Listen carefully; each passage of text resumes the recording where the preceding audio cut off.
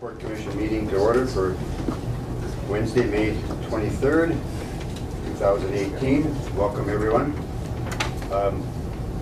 For the record, I'd like to, if you would, stand up and give your name so that Joanne can get who you are for the record so we can put it in the minutes. So we'll start with Dan. If you would Dan McCarthy, a citizen. Laura Manka. Laura Manka. Jim Osleson. Byron Fiedler. Darcy Sullivan. Darcy. Anita Crow. Casey Nowicki.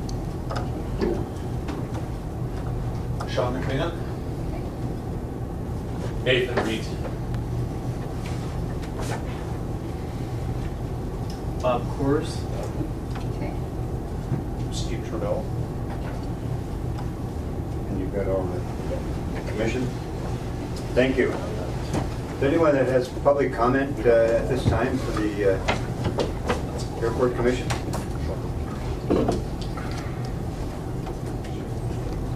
Quite a bunch. Yeah.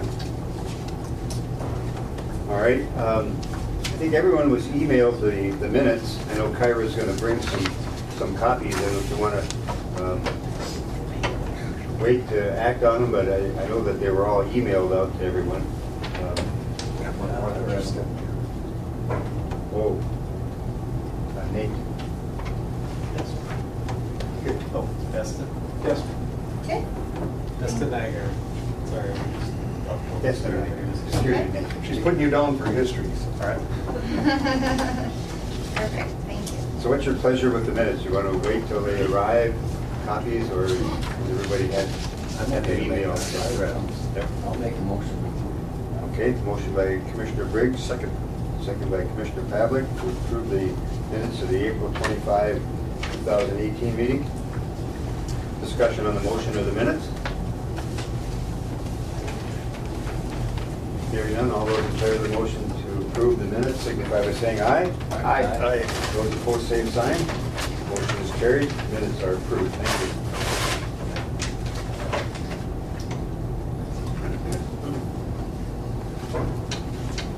The financial statement. We have unpaid bills of $41,159.30. Terminal project bills of $65,443.44. Phase 2 of the terminal project bills of $77,428. And those that have already been paid, $799.81 to the credit card and the International Falls Water Department.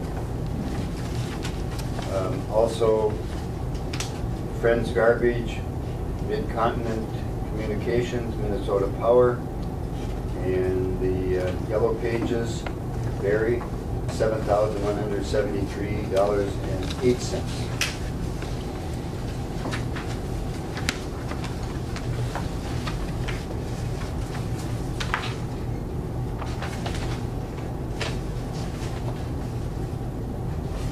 Question on the commission bills. Stone Cove. Shell Crackers Wildlife. Ah.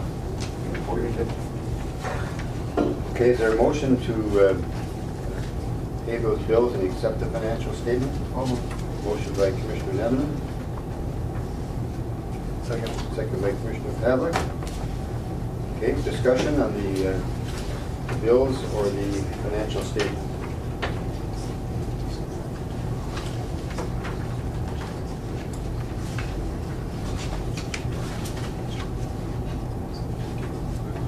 Just looking to see if the, well, these are through April, so that wouldn't show up. The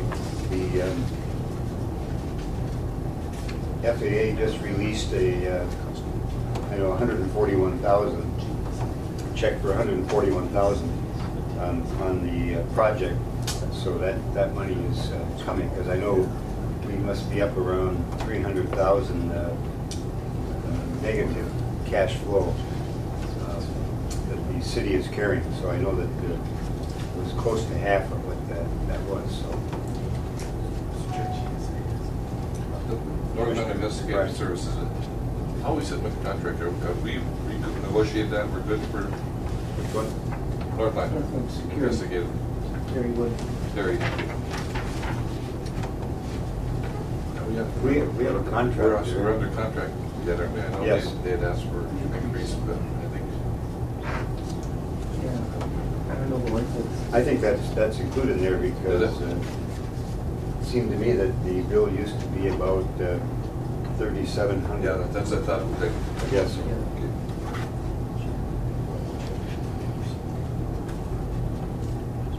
Further questions or discussion with regard to the financial statements or the unpaid bills? Hearing none, the chair would call the question on the motion to approve the payment of those bills and accepting the financial statement. All those in favor of the motion signify by saying aye. Aye. Those opposed, same sign. Motion is carried. And bills will be paid and financial statement accepted. Thank you. I'm going to jump around and go down to new business, and we have, at the last meeting, we put out a call for engineering services, request for qualifications. The only one that we received is from Short Elliott Hendrickson. And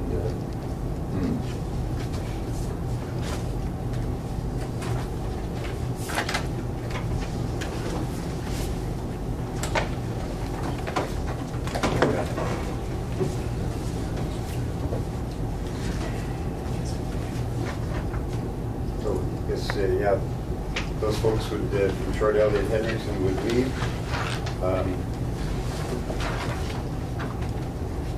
I think we know the qualifications of the firm because they have been serving the airport as our engineers for about over 20 years. Nice looking pug shots.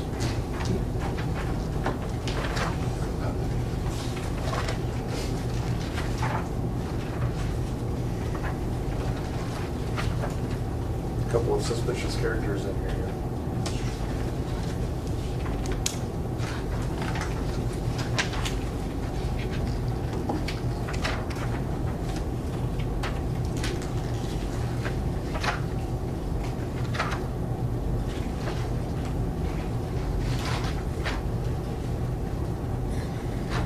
And you see some of their references. They do work at the Duluth Airport, Fergus Falls, some of the smaller airports in the state, Cadet and Longville.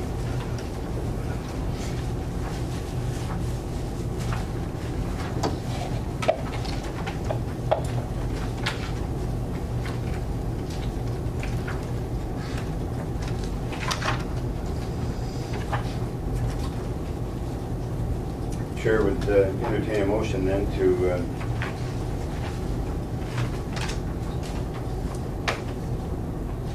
engage Short Elliott and Hendrickson for continued engineering services.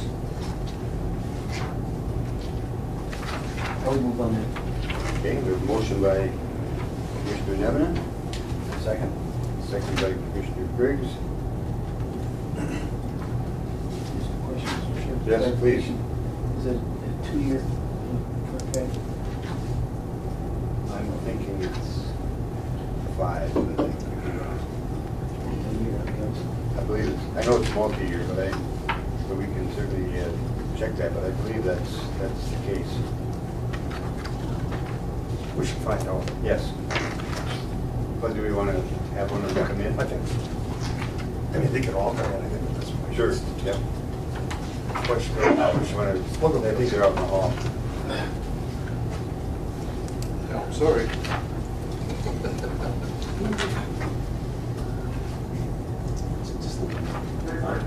Go on. got the wrong guy.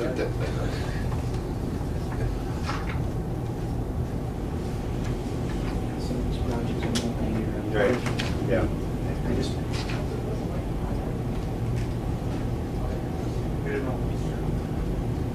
All right. 5 years. 5-year term, okay. So we would be engaging the firm for a 5-year period. Further questions or discussion with regard to the motion to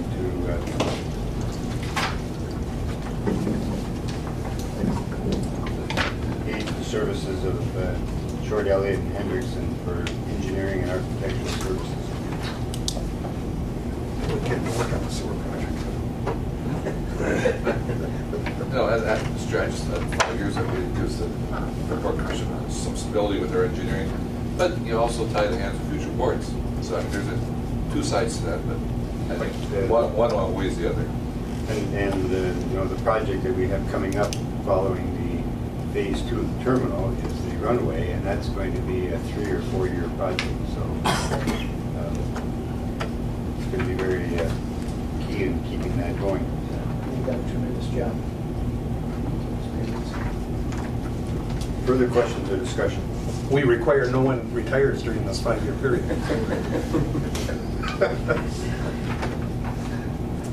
No, they have done a good job for us. Well put together. All right, Chair would call the question. All those in favor of the motion to secure the services for 5 years of Short Elliott and Hendrickson for engineering and architectural services signify by saying aye. Aye. Those opposed, motion is carried.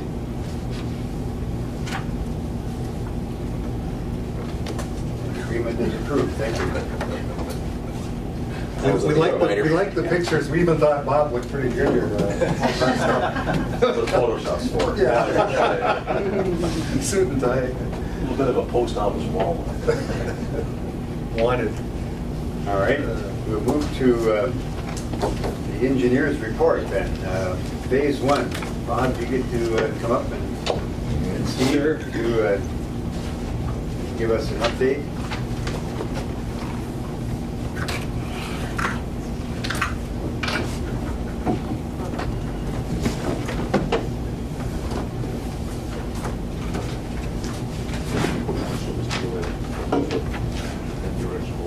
Yeah, I think today we're just gonna go over some of the punch list items on phase 1. We're all up here today to take a look at some of those outstanding items and try and You have copies for us? figure out those pieces. I don't think we don't have really anything Oh, okay. to hand out. Okay. But we're just gonna go over phase 1 punch list verbally, and then just a little bit of discussion on phase 2 about where we're gonna start, and that's Yep. that's about it. Okay. So, turn over to Steve. Yeah, we can start with the punch list. That's fine. We are on phase 1, kind of continue to pick away at the list and also look at any things that come up. Ted's been pretty good at sending us emails, pictures, and notes on things that arise as he sees them. So we try to engage the folks. Got a few things we want to look at today. Kind of big ticket items. We apparently had another roof leak somewhere. There was A week water on ago. the floor. Now, Yeah. and Terry Marty. Terry looked Marty pretty for us. chased up here from the range to see if he could find it during the rain on Friday evening. Friday night. And could see nothing. Sick. And if I hadn't gone there myself and stepped on the mat that was full of water and Yeah. trying to understand, and there was 2 other places that there was water. They were small amounts. One was by just outside the Whirly car rental stand there, and then the other one over by the where folks line up to go in for screening. Okay. Is Jake the best person to talk to on that? If he's around today, we thought we'd try to grab him quick and show us where he saw. Right, and unfortunately, he's not until tomorrow. But we can show it here. And Audrey was there also. Yeah, some I'll photos. go out there with you. Yeah. Sure. If I may, I pulled some weather data for that night of water on the floor. 18th. That was the Thursday night. That is correct. Rain. Yep. Precipitation, 1.3 inches over the evening. Wind velocity and directions ran anywhere 10 to 24 knots, gusting as high as 28 knots, relatively substantial. Basically, 0 slats, 360 being straight north. The winds varied between 330 degrees and 350 degrees, so a northwest wind was part of that equation. But as you mentioned, there was a substantial amount. By the time you got on stage, we'd already had done some mopping up, yes. right? So I don't know where it's coming from. But the second event that the gentleman came up for, combination did not have near the wind velocity. It was a different direction, and it wasn't nearly as much that evening. Time that day. We'll continue to kind of dig into that, and it's, just one of them things, if you happen to be there right at the right time, and wind certainly has a lot to do with it. If it's a driving rain, northwest is pushing it right into, I suppose, that rough area that we're also looking at the snow melt system, so it's trying to work its way. But the air side one, if I understood that right, at the loading ramp area, that one kind of baffles me. That's the highest point of the road. It just doesn't make much sense. Unless it was coming through underneath the overhead door. And driven it that way somehow with cycling, blowing winds. So nonetheless, we continue to look into that. That's probably a good lead into the winter mode of that same thing with some of the puddling that we were seeing on each side of the inverted canopy roof, and our discussions on looking into and designing, engineering a snow melt system that is still in process today. We wanted to take a closer look. Nate with LHB is here to help understand, maybe review the electrical pieces of that. Desmond and I are going to look at the architectural components, see what that means, so we can get a proposal to you to look at adding a snow melt system for the upcoming winters. But we don't want to just do that without first understanding how it came in as well. So it may also require some removal of the existing panels that are on that canopy area. Take a look behind there and understand what was happening. If I may interject, also 5 days ago, the calendar, I would think 4 or 5 days ago, had an issue with the jet bridge would not move, and it was a sensor we discovered. And we called the Mara Bridge, quote unquote, 24/7 hotline. And the gentleman said, well, I'm at home. and quote unquote, I'm busy. Okay. So we kind of worked our way through the chain of command and eventually got up to a place where we could receive some help. That was kind of interesting. So it was just It was a sensor. just a sensor that was out of place or out of line. So whatever we can pull. Work your way through it. But you do have a couple of numbers now to contact. I don't know if John Barr wants you to got hold of.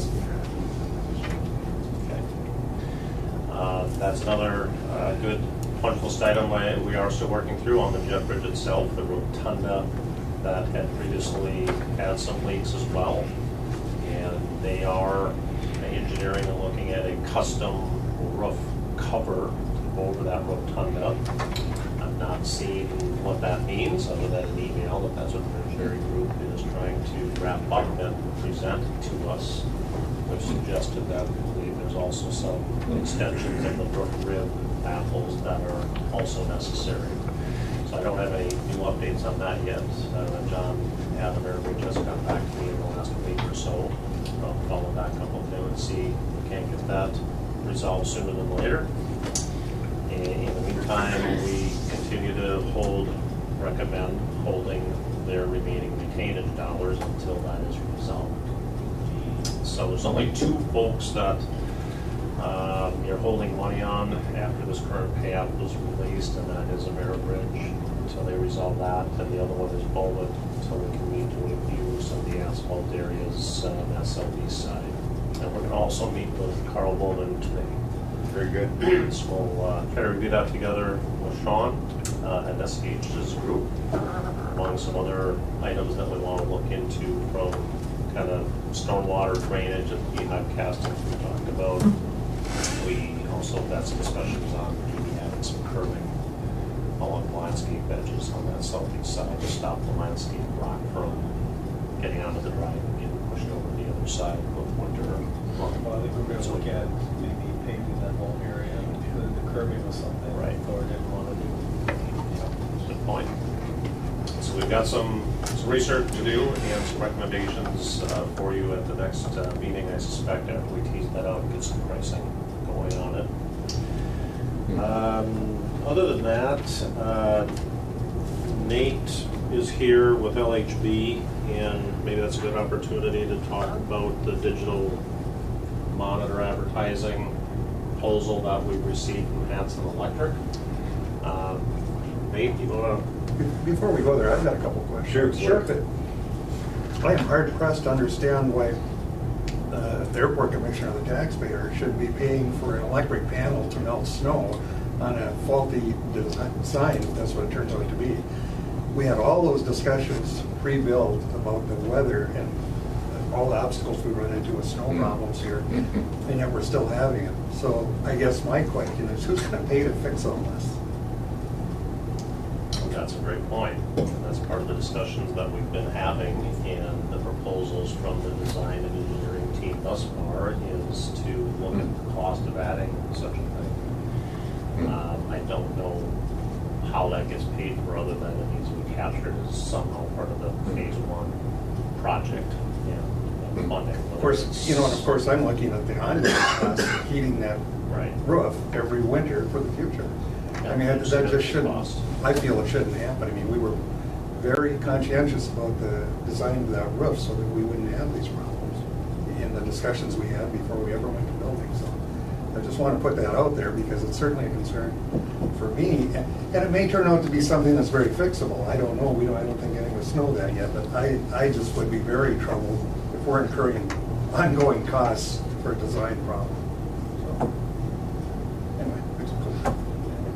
And so where are we with FAA on the, any change orders also? Do we have those into FAA now?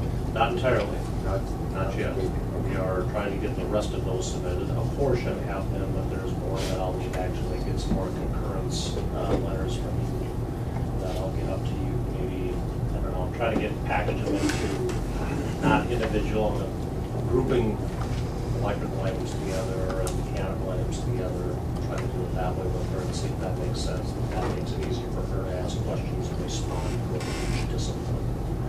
So that is still in my lap, and our goal has been to get it wrapped up here as fast as we can. Frankly, I'm behind on it. I'm concentrating on getting the rest of the punch list items done and getting phase two kind of started, but I need to get that wrapped up. Yeah, we need to get those to Tracy so that we get an answer as to where we are financially on that program. Commissioner McBride. Yes, Mr. Chair. I know it was a pilot we had talked about before, but last week we had a Laughlin junket, and there was a group of people got a hold of me, and they thoroughly enjoyed everything about the new terminal, except for speakers. They said when the announcements were made, they could not understand anything what was going on. I thought we'd discuss some issues that I haven't personally forgot it. It's on my list, actually. So far, we have not done anything yet. No, we've not. Nate is here also, and we've been having some communications with Ted, so it's one thing we want to look at today while we're here. We're doing a test of the microphone system. It's connected through the fire alarm speakers, really, is how it's designed. And Ted's last correspondence to Nate and I is he tried it and thought it was great, but we're not There was a group said that when the announcement would be made, It's an issue. boarding and stuff, and they were confused. It's an issue. So that is, it's still on our radar. We're going to look at that today and try to get that resolved. I'll relay that to those people that brought it. I don't know how to explain it any better than that. Come on, Maybe good some luck. thoughts And, from grab an it. engineering standpoint, what that means. Yeah, so the system, how it's set up currently for the paging of the spaces, we have a fire alarm system that has speakers. So when you have an actual fire alarm event, you would actually hear a voice and they would tell you what to do to evacuate and to do it in a calm voice.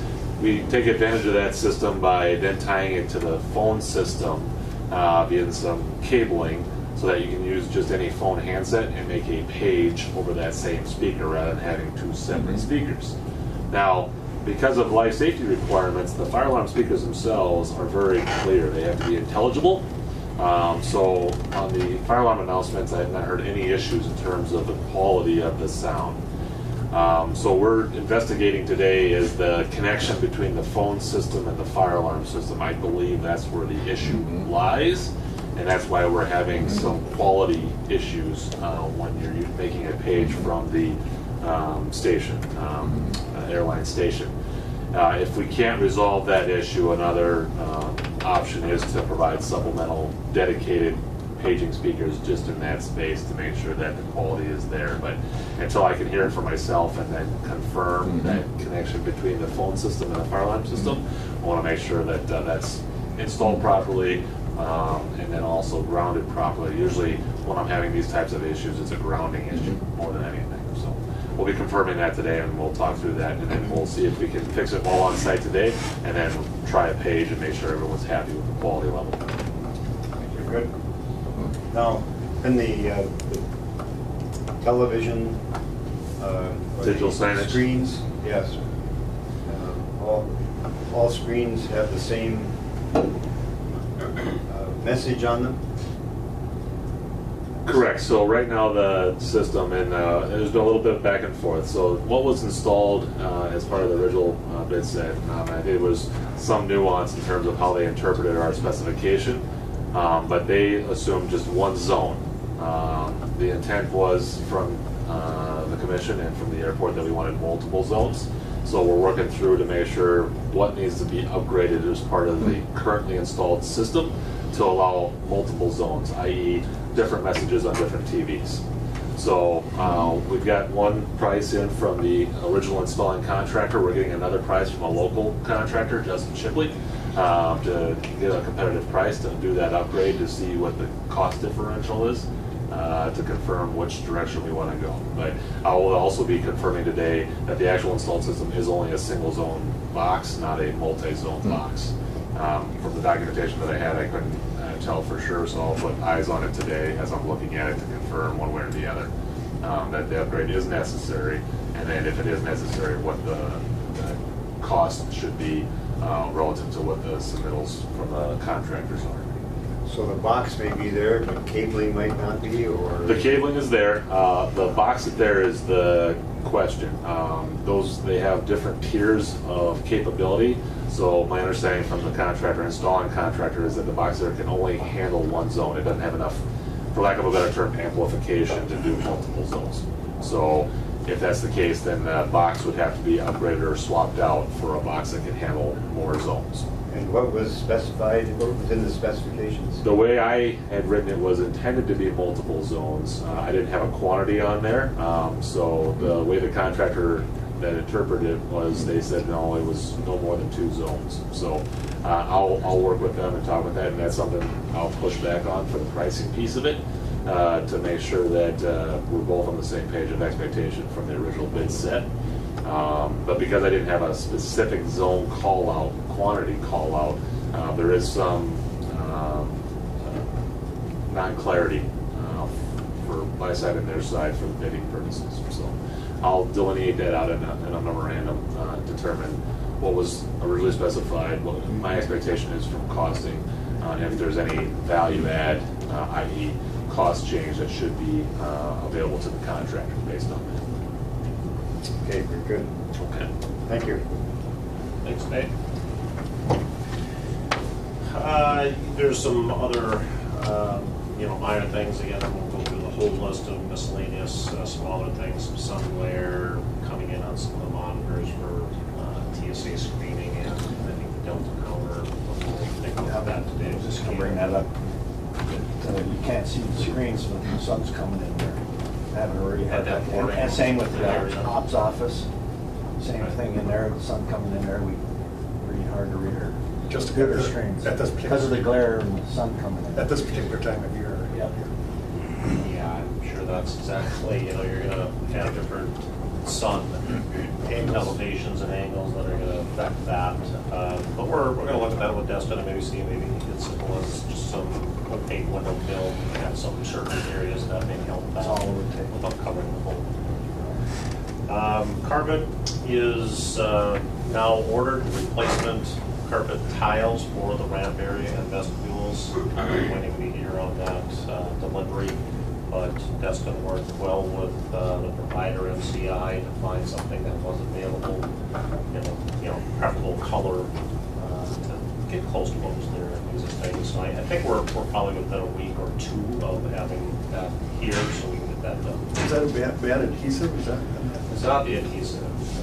They strongly believe it's the product itself, and there's too much tension in the top side of the carpet as it's manufactured. It's pulling you want to curl. The adhesive is actually pressure related, so it may not feel that tacky to the touch, but it's meant to, with pressure, hold that down. Carpet's not supposed to curl, it's supposed to stay flat. So they strongly believe that's the case. We've had lots and lots of calls on it. The problem is the manufacturer is now no longer in business. They were bought out by another carpet vendor, if you will, wholesaler.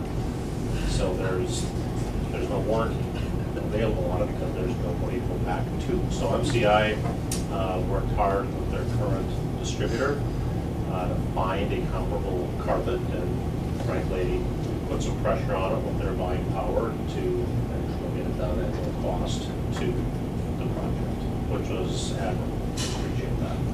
In the long run, it's a great way to do an installation, because if you have a tear, stain, or anything else, you can switch one out. Instead of ripping up the whole carpet, you can just switch a tile. So, seeing a lot of commercial installations.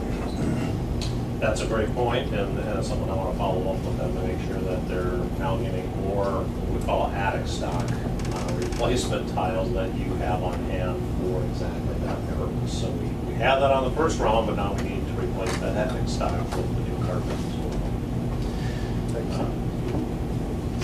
Other than that, there's some spring things. Now the spring is here. Rick will be back up here beginning June 4. So he'll chase down a few more of the remaining punch list items from phase 1 on the site. There's some concrete caulking on the air side that still has to get done. He'll work with Bowman with whatever the fix needs to be on that. He's got some hardware to put on, I think, on the mezzanine, the electrical door, panic devices, and the oversized bending screen door is ordered. And we're just waiting for that delivery date as well, but I suspect it'll be side in June. That's all I had for an update on the punch list. If there's anything new. Furniture, we gotta have the samples too. You do. So on the furniture, we've been getting lots of emails back and forth with the supplier, Northern Business Products out of Duluth. He is waiting for confirmation from the manufacturer on a date that they will have new metal replacement bases available and shipped. I think saw an email 2 days ago on Monday that he's not heard anything back from them yet, but he's in touch with them, so just waiting on them to respond. And it sounds like they will send somebody to do the replacement themselves. If they don't, then Bill Grillo with Northern Business Products will. So they're taking out the wooden base and putting in the metal base Yes. on all of those chairs? Yep. So I don't think there's anything wrong with the seat frame, if you will, the seat itself. That seems fine. It seems to be a light connection. Is wooden and is cracking on several of the chairs. So get rid of the wood base, chip the legs, and put on a metal base. So we picked an option that has kind of 2 wires that run down, and those are legs. I would just add that we've done enough of them with the county. There's glitches in any project, let alone one of this size. But I don't know about the rest of you. Everything I hear from the public and the people using that airport love it. I get nothing but compliments. No one say anything negative about it, so I mean, that's kind of reassuring to us. There's, over time, there's gonna be, things that are gonna come up. I just had a question, like, on the chain of command. If it's a mechanical issue, does Ted get the call, or does everything kind of funnel through you and then your team? And It's a combination of my team, myself, and Ted. And my person is Jay Kane. He's very very well. On my mobile phone, I get the alarms and false alarms, what have you. My system. we get them at the office as well. Yes, they do. So then we go over. Okay. Somebody else has something? If I may, Gordon? Remind me why I have the samples. So part of phase 2 then, there are precast concrete finish samples that you have that we need to compare because we ended up with a different outside wall panel provider.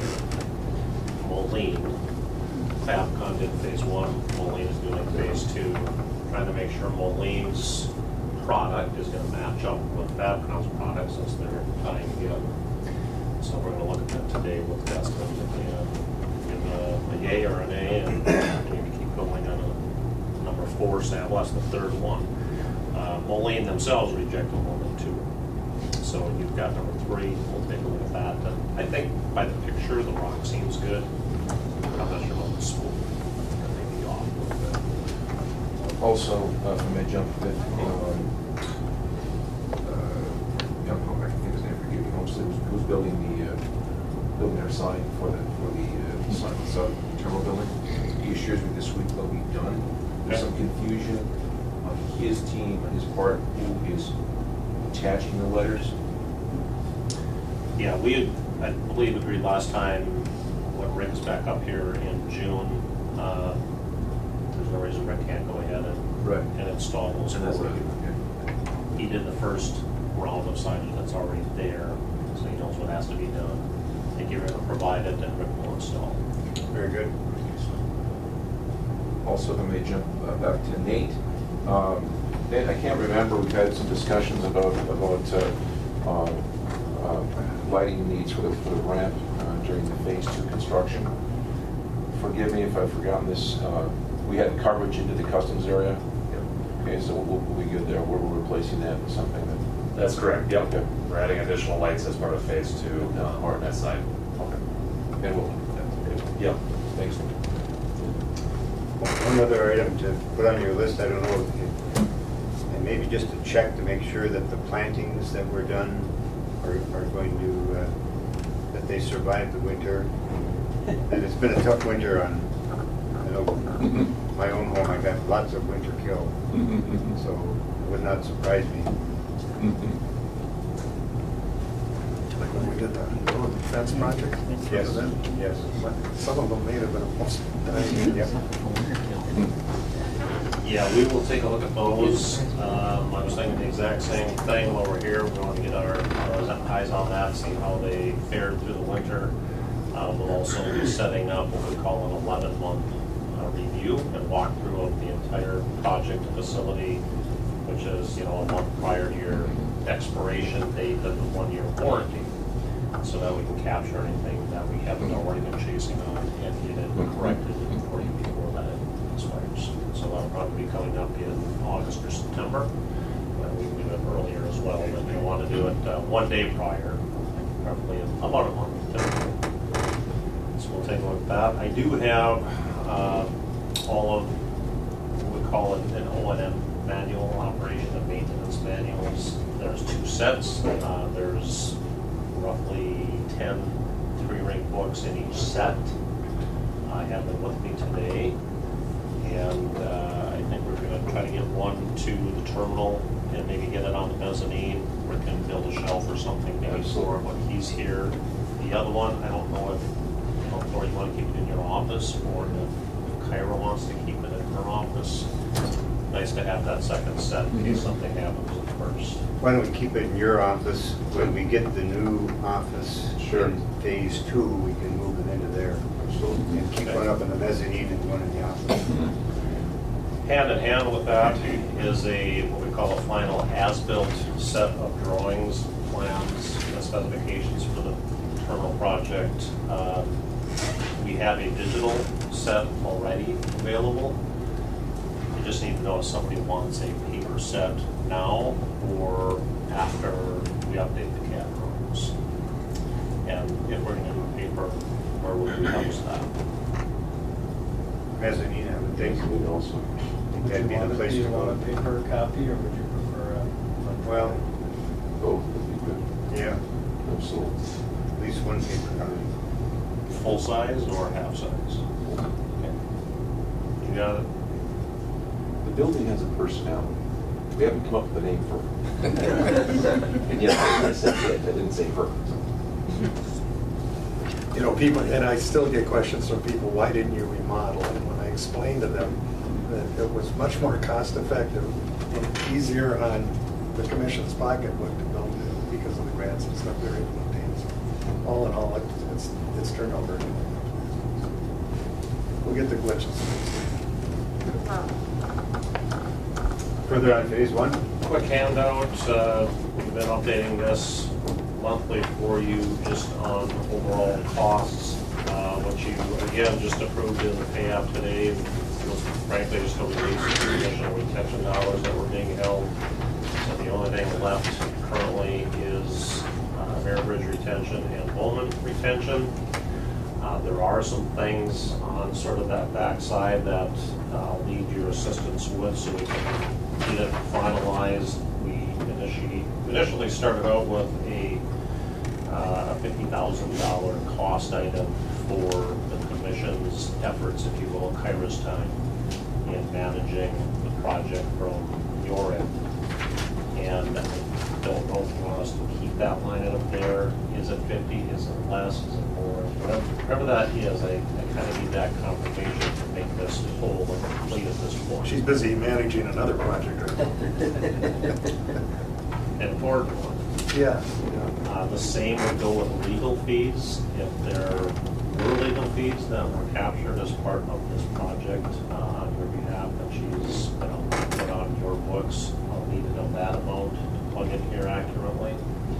And the same with builder's risk insurance.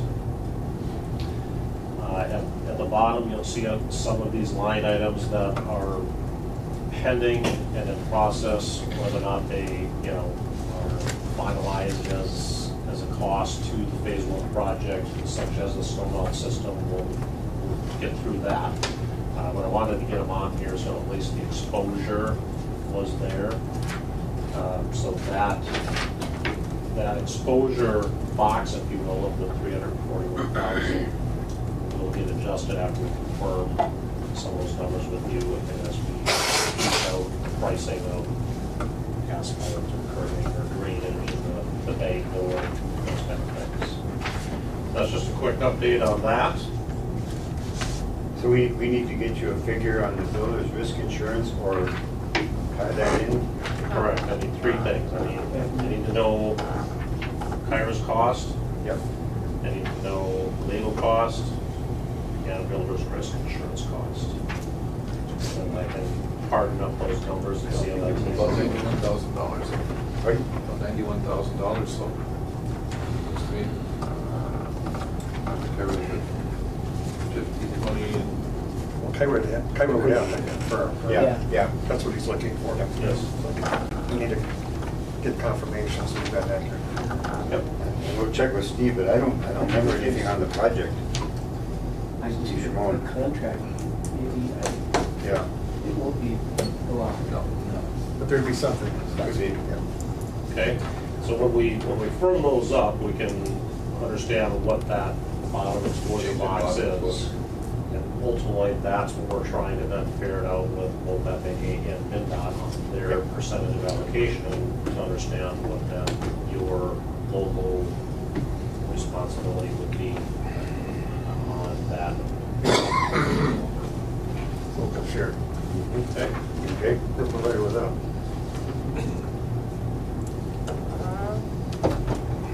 That's all I have on phase one. Very good. Please.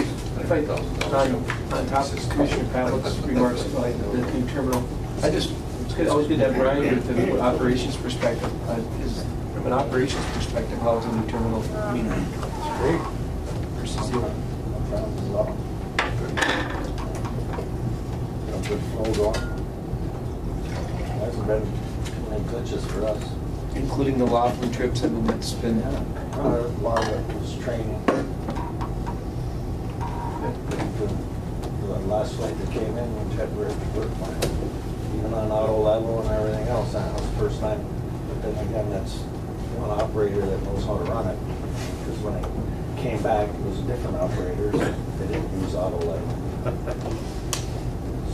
I know that.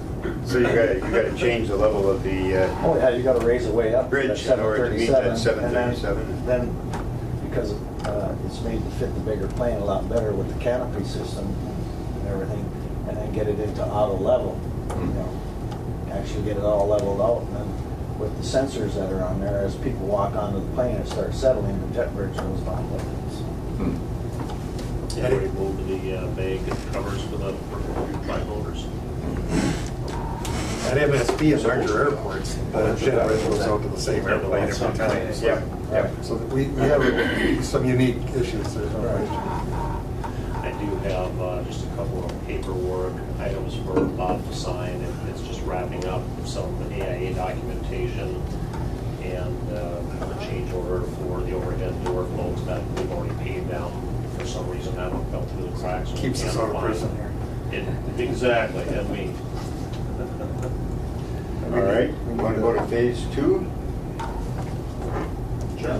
So phase two, we're looking at mobilizing maybe June 18. June You guys- 4. You guys are gonna be on site June 4? Correct. Oh, the That's a better TSA and TSA and everybody's moving into their temporary facilities the week of June 18th. That was Yeah, so we want to get up here the week of June 4 with Rick and start getting things organized. We've got some more trailers to bring in for the temporary offices, TSA, Customs, FAA, Motor Bureau, plus a cold storage for TSA. And get those spotted. Nate is helping us work through their connectivity requirements for each entity, phone, data, power, backup power, and we'll start getting those energized the first 2 to 3 weeks in June. The week of the 18th is when they've indicated we feel that's a pretty good time to actually move them out of the old terminal and into their temporary homes. They've got some wiring things they want to do themselves, so somewhere in that week is where we're earmarking to get kind of the occupants in the current terminal, old terminal, out of there into the new homes. We'll continue to kind of decommission the old terminal. Eventually it'll get torn down after we transfer the electrical power out of the current vault and into the new vault that would get constructed between early June to mid-July. How long will they be in this place, Steve, roughly? 10 months.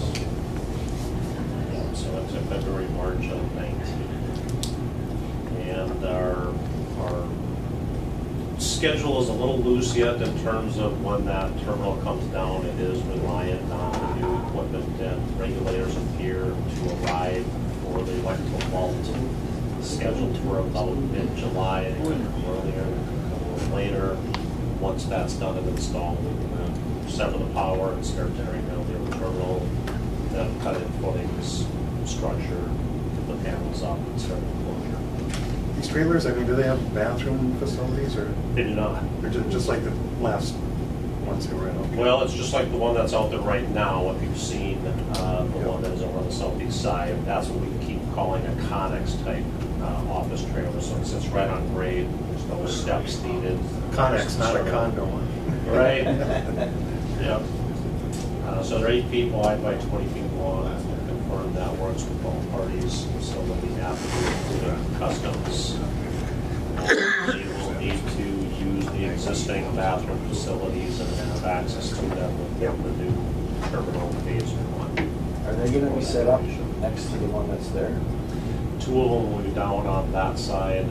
Customs is going to be over by the York building, so that they're closer to the initial flight arrivals and reviews and things that they do in the process. Not You know, we were curious because we parked there, so we didn't know if we were gonna lose that parking area. That's part of what I want, Rick to get up and just start coordinating those exact spots with these. I'm sure we're not impeding on anybody that there for 20 years. Do we have an estimate as to how many construction workers will be on the project?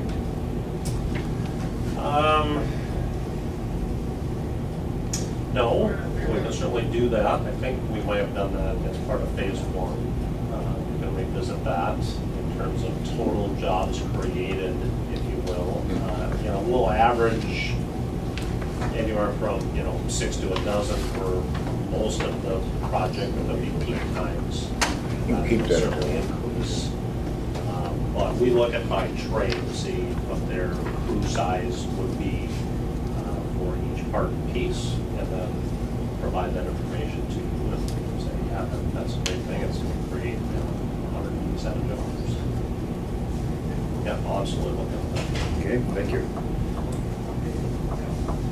That's really it on phase two. What about the parking plan? Because I'm sure the contractor's gonna need access in and out. Remember when we did phase one, we fenced off part of the parking lot? Now you're basically gonna be in the middle area between Ninerson's side and the new terminal side. To me, it's gonna take a lot of coordination to figure out the parking plan during that project. It is. So Rick and Thor need to have a meeting and get to the bottom of that to know where our office trailer will be. We kind of winged part of the last one. Well, it's gonna have impact on the rental cars and everything else. Well, there's a too, lot so. of parking issues there, so, one thing is, there's a lot of people there that leave their vehicles there for one thing, or either abandoned, or I don't know, what are they? Free parking. It is free parking, so they just, I don't know, if they just dump their vehicle there and leave it.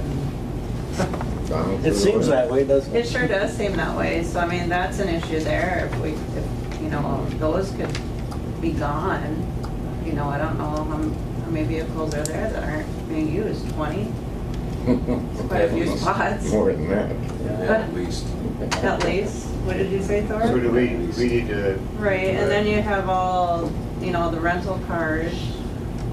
Avis, I don't know how many she has, she has quite a few, Yeah, And some I of have a the- share, Washkis are out there, they will be out there more.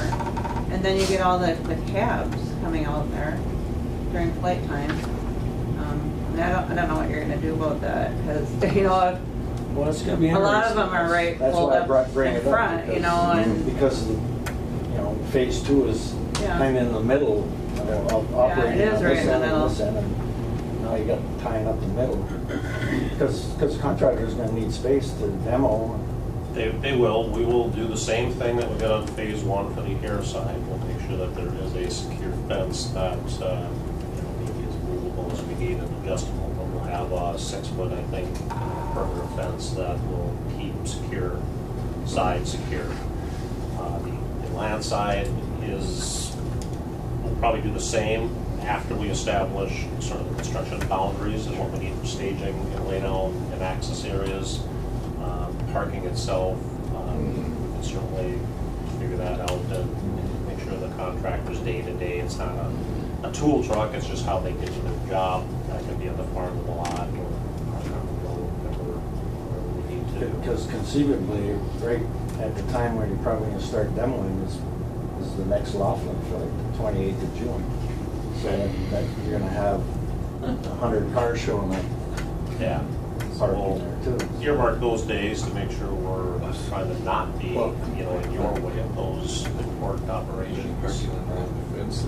I'm thinking if this gets to be a problem, and I know they do it at the larger airports, we could have remote parking. I'm thinking of the Armory. We got fence secure parking there that we could use temporarily if we had, if we were that crowded, where we could put people back and forth.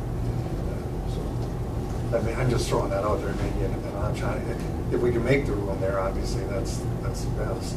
I understand and feel of a pain there, the problems that you're talking about. You're out there all the time, and even the taxis, they've got to have free access to the front of that terminal so they can move people too.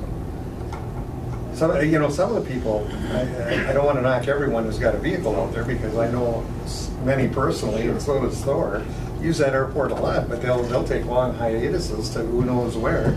But when they fly in, there's their vehicle. That's one of the, it's very attractive to the customers, so to speak. There are some that I think on a fair and balanced use it in a timely and fair fashion, and there are some frankly are using it for long-term excessive. True. There may be people out there, with your point, with vehicles that don't even fly, who knows? That don't even fly? Yeah. I mean, there's like, someone always I know takes. there's a couple, yeah. Yeah. During the summer, we have, some of the lodges have their own buses that are picking people up on a regular basis.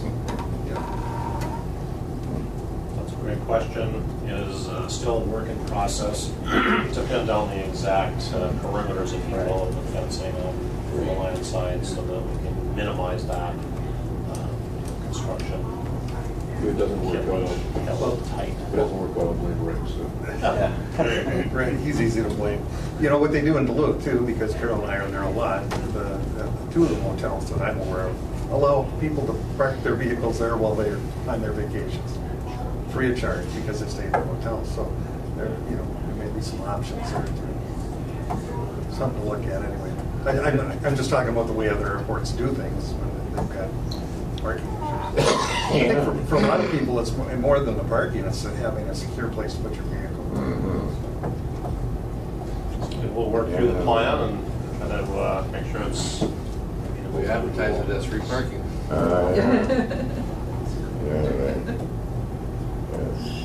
Further dates that we should be looking at in June with regard to phase 2. And I guess maybe it raises the question on the timing of the concrete panels and the steel. Those seem to be two primary pieces that we're going to have to get the building started. They are exactly that. That's part of why we want to approve the panel if we can today and the shop drawing to get back into their production mode, because they are busy. Just in our world, what's happened, there's an extremely large project in Beaver Falls for DigiKey that has a couple million square feet of floor area that they're trying to build. Most of that is also concrete wall panels. That is tying up one of the main vendors in this region, Wells Concrete, for about a year and a half. That's all they will work on. So the only other vendors are Fabcon and Moline, and they're trying to take care of the rest of the warranty needs. So if they are busy, and we need to get back into their production slot after we've got final approval drawings with them and see how that times out. We were sort of in their slot. They haven't pulled us out since we didn't quite have 100% of our approvals into them yet. So we'll get reinserted and see where that puts us. Steel? Steel, I think, is okay. We're working through that with the supplier, American Structural Metals, albeit there's some price increases that we're working with them on. The fabrication process, they're okay. Okay. Yeah, it's the panels that are the biggie that we need to confirm and see if we can't have them here. I think we're earmarking September. By the time we're really ready, the old terminal was torn down. We've got new footings and foundations in ready for them, and sometime in late August, early September, I think is when we'll put those panels. You might as well buy a house here. You're here all the time. Right in the boat, right? Further questions for phase 2? Well, I just Right. quickly go back to phase 1, we're going to go back for Steve. But, contract service and reimbursable, Carl Anderson, we got a red spot there for about $98,000. Is that overage? Is that a lot from the change orders, extra, I know it's not broke out. Yes, that is the additional time that we were here on phase 1 for site services. Correct.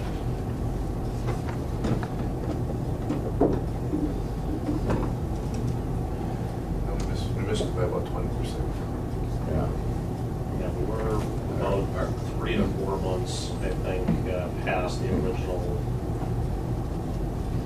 12-month, I think, initial mark. We just asked a question. There's always going to be overages on a project like this, we understand that contract maintenance goes along with that. It's quite a large numbers. Is, and that was really just that site services time. That would be my time. It's really just Rick's time with the field operation that we were here and set up. I mean, it's more than just Rick's time. Yeah. Okay.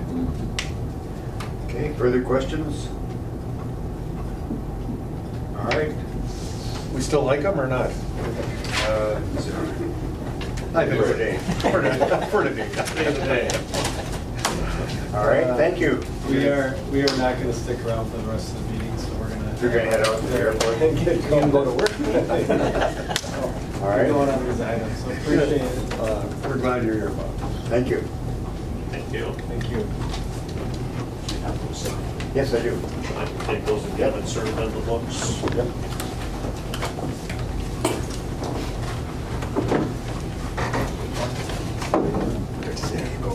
That's the last one. Is that Tim? Is you all alone? Benita's not gonna be up here with you? Sean's gonna. I'll come up and keep you guys company. Johnny, okay. I'll just chirp in every now and again. All right.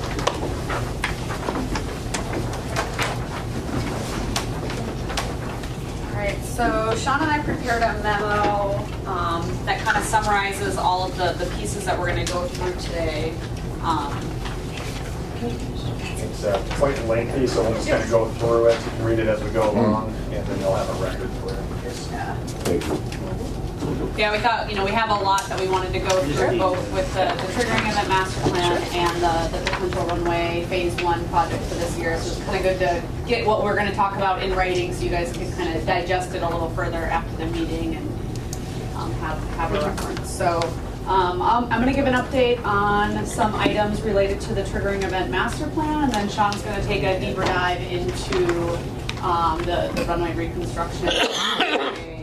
Phasing and some of those details. Between this project and the huge wastewater project we're doing, we live with SEH. We like you best, I can tell you that. They should have an office here. Yes, they should. I'm thinking that things The go. second home here soon. Yeah. Things go smoother with your end. And thank you for the reselection too, we appreciate that. We appreciate the good work. You've done a great job for us. All right, so with the triggering event master plan, we have continued coordination with the FAA and MnDOT, and Bob and Dor, you've joined some meetings as well. I think we've had a couple meetings since we were last up here with the commission meeting. So I'll just kind of go through kind of the phasing that we're currently proposing today in the triggering event master plan effort. So phase 1 would be the north end of 1331, about the north 1,000 feet. If you look at the first figure that's in your packet after the memo, this is kind of a visual depiction of the phasing that you can kind of follow along with. And then if you look at the second figure after that, there's an 8.5 by 11 sheet. This is kind of a more detailed view of what that first phase would be. So it would be the northern 1,000 feet of the runway, as well as reconstructing the blast pad off the end of the runway. And then there's potential to include this portion of Taxiway Alpha. That's still something we're working through with the FAA, but we've moved forward with kind of planning for that, and we'll kind of determine as we keep going, what portions of Alpha get included in this first phase. But what you see here on Figure 1A is probably the maximum of Alpha that would be included in that phase. So phase 1, which Sean's going to get into in more detail in his discussion, but would potentially be a project yet this year with some of the additional funding that the FAA has available that we've talked about previously. The estimated cost, we were at about $3.8 million. It's gone up to $4.1 with that addition of that Taxiway Alpha work. So if that does come out, the cost would drop back down again. But to be conservative, we're planning for $4.1 right now. the potential local share would be $205,000, and that assumes that the local share is the full 5%. Now, we're hopeful that MnDOT will come to the table and participate in some of that. So if MnDOT chose to provide funding, up to the 2.5% to cover half of the local share, then your local share would, potentially go down to $102,500. So just to kind of give you an idea of the scale and scope of those project costs. And we'll get into some coordination on, how do we, options for pursuing that MnDOT funding later on in the conversation as well. Phase 2 would be Taxiway Alpha, so that's on the first big figure you have here, that's the yellow phase. So it would be reconstruction of the Taxiway Alpha network. We're currently planning on including also the apron expansion in this phase. So this would be reconstruction of the taxiway and then also doing a portion of kind of the work to get Taxiway Alpha set up to be a temporary runway during construction. We are continuing to pursue that option. The FAA has had some additional internal coordination with the Part 139 CERT inspector and others, and the feedback continues to be favorable, so we're going to continue to pursue that. So the costs are higher because we are trying to set up for that temporary runway. And hopefully, we can convince the FAA to continue to determine that that is eligible. And then we're including the taxiway expansion in this phase in order to allow for additional parking space during that temporary runway because portions of the apron are not going to be available. So by doing that expansion ahead of using the taxiway as a temporary runway, that hopefully will alleviate some of the parking, constricted parking area during construction. So phase 2 would be a 2019 grant potentially. The total cost anticipated for this phase is $16.1 million, and that includes the taxiway and the apron expansion. Again, kind of the high end of the local share would be $805,000. Again, if MnDOT was willing to participate in portions of that local share, or we pursued other options like bonding, that would further reduce the local share, and we'll talk more about funding here in a little bit. But that would be phase 2. Phase 3 would be coming back to 1331 and completing the center section, so that's the blue phase on your figure.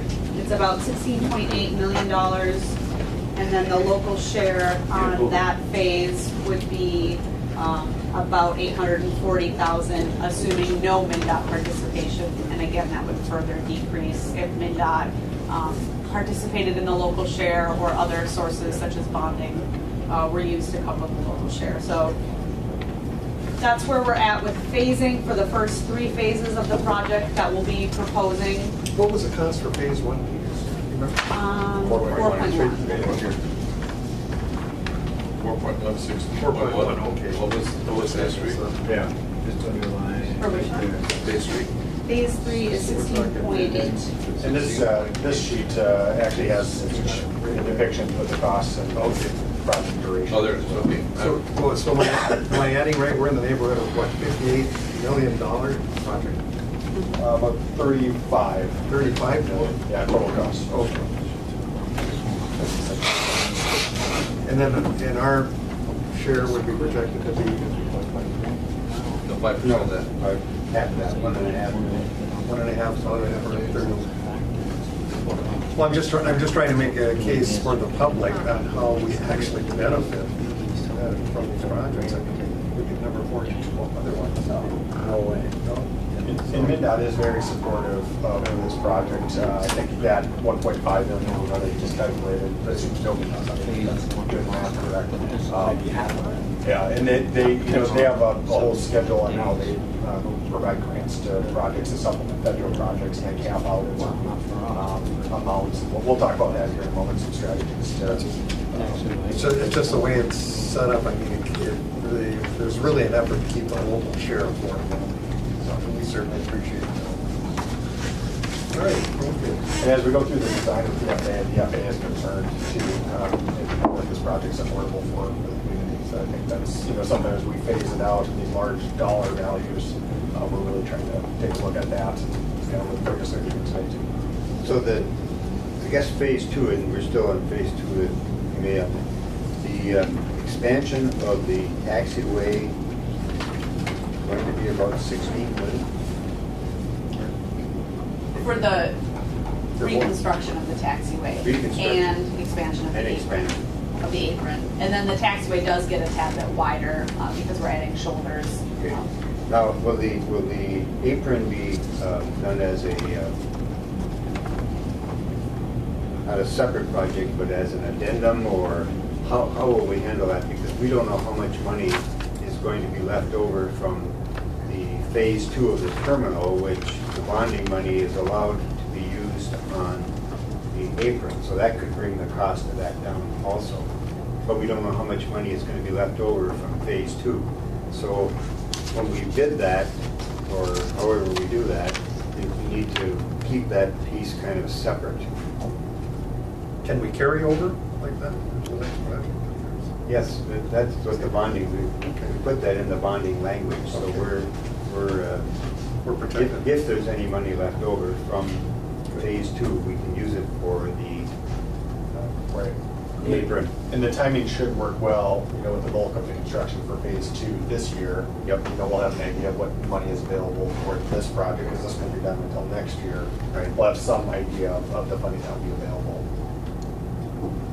No, But I think our it's- experience is often just the opposite, we run out of them. Yes. And that could be And very that could very well be the case. Yeah. I mean, who knows what's going to happen. You never know till the end. On phase 2, and we start Yeah. digging in there and start putting in the base. Well, that taxiway expansion and upgrade could help us so far as during phase 3, we'd be able to keep the airport open instead of having to close it down for 75 days. And I think that's So I the think question that's extremely is, important. if you shut an airport down for 2 months in the middle of the busiest time of year, what is the value of that? I think, and that's airport managers. I can't imagine. Huge economic impact. Huge. Yes. So the 16 million may sound large, but it's. And of that 16 point, I forget what the exact number is, but 16, a little over 16 million, I think only about 1.5 million is associated, right? It's $1.5 million with the temporary runway. Yeah. So it's only 1.5 of that total that's associated with the cost to make it usable as a runway. The rest of it is what you're gonna have to spend regardless of if you do a temporary runway or not. Just simply because you have to reconstruct the And the taxiway. condition. I think that's a brilliant point. Yes. Yeah, mean, you're spending 1.60, you're right, to save, in essence, 2 months is the best case scenario, 3 months is probably realistic, right? Yeah, it's a no-brainer. The condition of the taxiway, It's much better than runway. it is. Shall we say, yes. Yeah, and the idea to move it ahead of the runway is just to make those accommodations. Right. Right now, the profile isn't suitable for a runway, so the FAA was okay with, even though the runway is in, arguably worse condition, you flip-flop and do the taxiway first, then it's suitable for a potential temporary runway.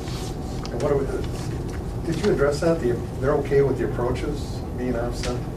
Go ahead. Maybe we'll touch on that maybe later on in the was that? I don't know if we have any details about that today, but yeah, I mean, there will be obstruction clearing that would need to be done, and that's part of that 1.5 million is what are the extra things we have to do to make that area usable? And some of that would be obstruction clearing.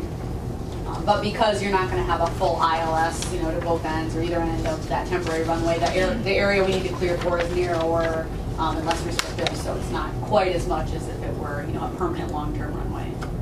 This is still good. The commercial would not be able to use that. No, they would be able to They would use be able to it. use it. We're designing it to meet SkyWest needs. And That's SkyWest the is- important thing, that's why I That's- think that's a great way of doing this, this is perfect. But that, as a full ILS, you say it's not going to be available. Right, so they won't have the same, level of approaches they have now. We're working on hopefully having some approach available, but it wouldn't be, the types of minimums they're used to. But, it'd be during the summer months and, So hopefully. Longer Need days. some service, but there's possibly going to be a lot more times that they can't fly. Worst case scenario, if I may look into the crystal ball, it'll be a daytime, non-precision approach. Or if somebody Best case somebody scenario. came over the pole and wanted to land it 3 o'clock in the morning, They're not gonna do it. probably not. Unless there's so much detail, the temporary lighting. I don't want to get too far into it, but we've discussed that also. Yes. Yeah, but if weather Yeah. conditions were such that we couldn't, you had to use an ILS light. Yeah. I would project, and maybe Tori can speak to this too, but you probably have 95% availability. Right now. I think that's very fair. Yeah, I mean, there's probably gonna be a handful of days where there's fog and you can't do it. 747 will make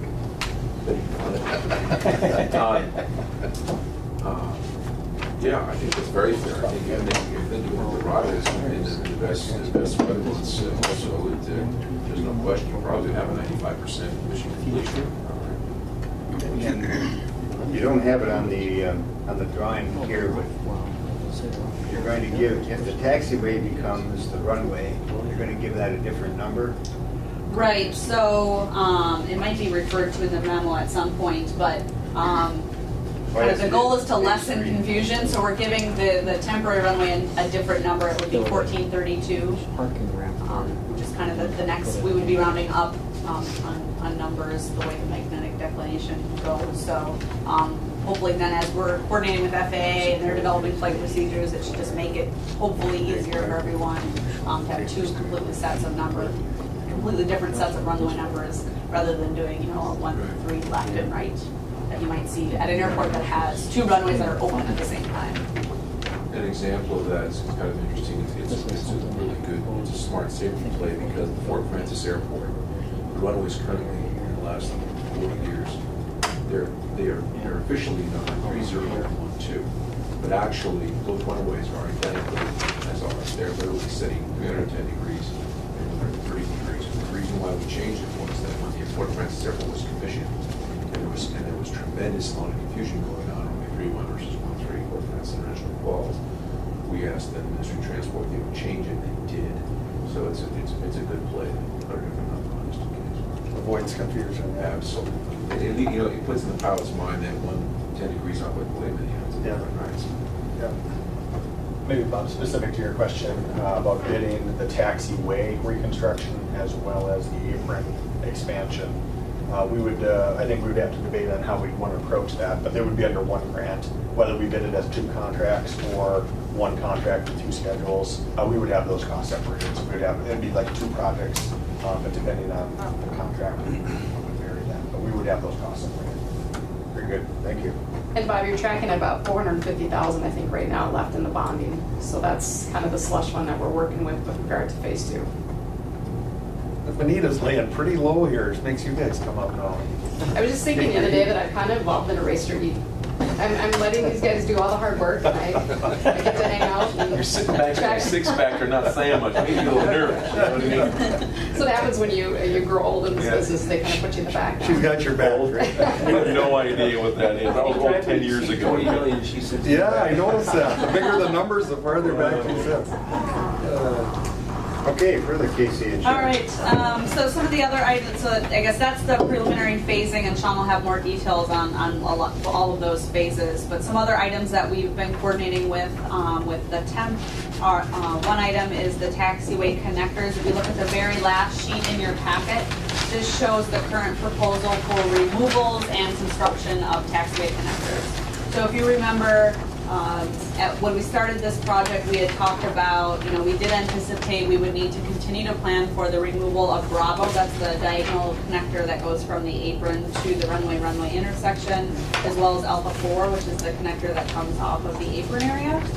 So we initially, identified the blue new taxi lane. If you look to the north, to the left of on the left side of the drawing, there's a new connector taxi lane there that would be replacing the connectors we're removing, Bravo and Alpha 4. So we'll have that connector located just north of the crosswind. And then south of the crosswind, we continue to really take a deeper dive into these connectors, since they do need to be reconstructed, and look at, are they in the right location that would maximize the utilization of the connectors to get people off of the runway in the locations that are the most used, and also get them off as close as we can to the apron. It's kind of the area between the apron and the crosswind. We can't have any connectors, so we want to be able to get people off you know, before and after kind of that area where we're not allowed to have a connector. So what we are currently proposing is to remove Alpha 2 and Alpha 3 and replace it with 2 new connectors that are shown in blue. And the distances you see on the top and the bottom, or above and below the runway, are some groupings of different aircraft types and sizes, and what percentage of that grouping of aircraft would use a taxiway exit point at different points down the runway. So we did some analysis, worked with Thor and the FAA on these connectors, but this is the current proposal that we're moving forward with. I don't know, Thor, do you have anything that you'd like to add on No, those? just again, compliments to the CH team, and you can see the tremendous amount of data as well. The details are, as we know, is it gets close to the.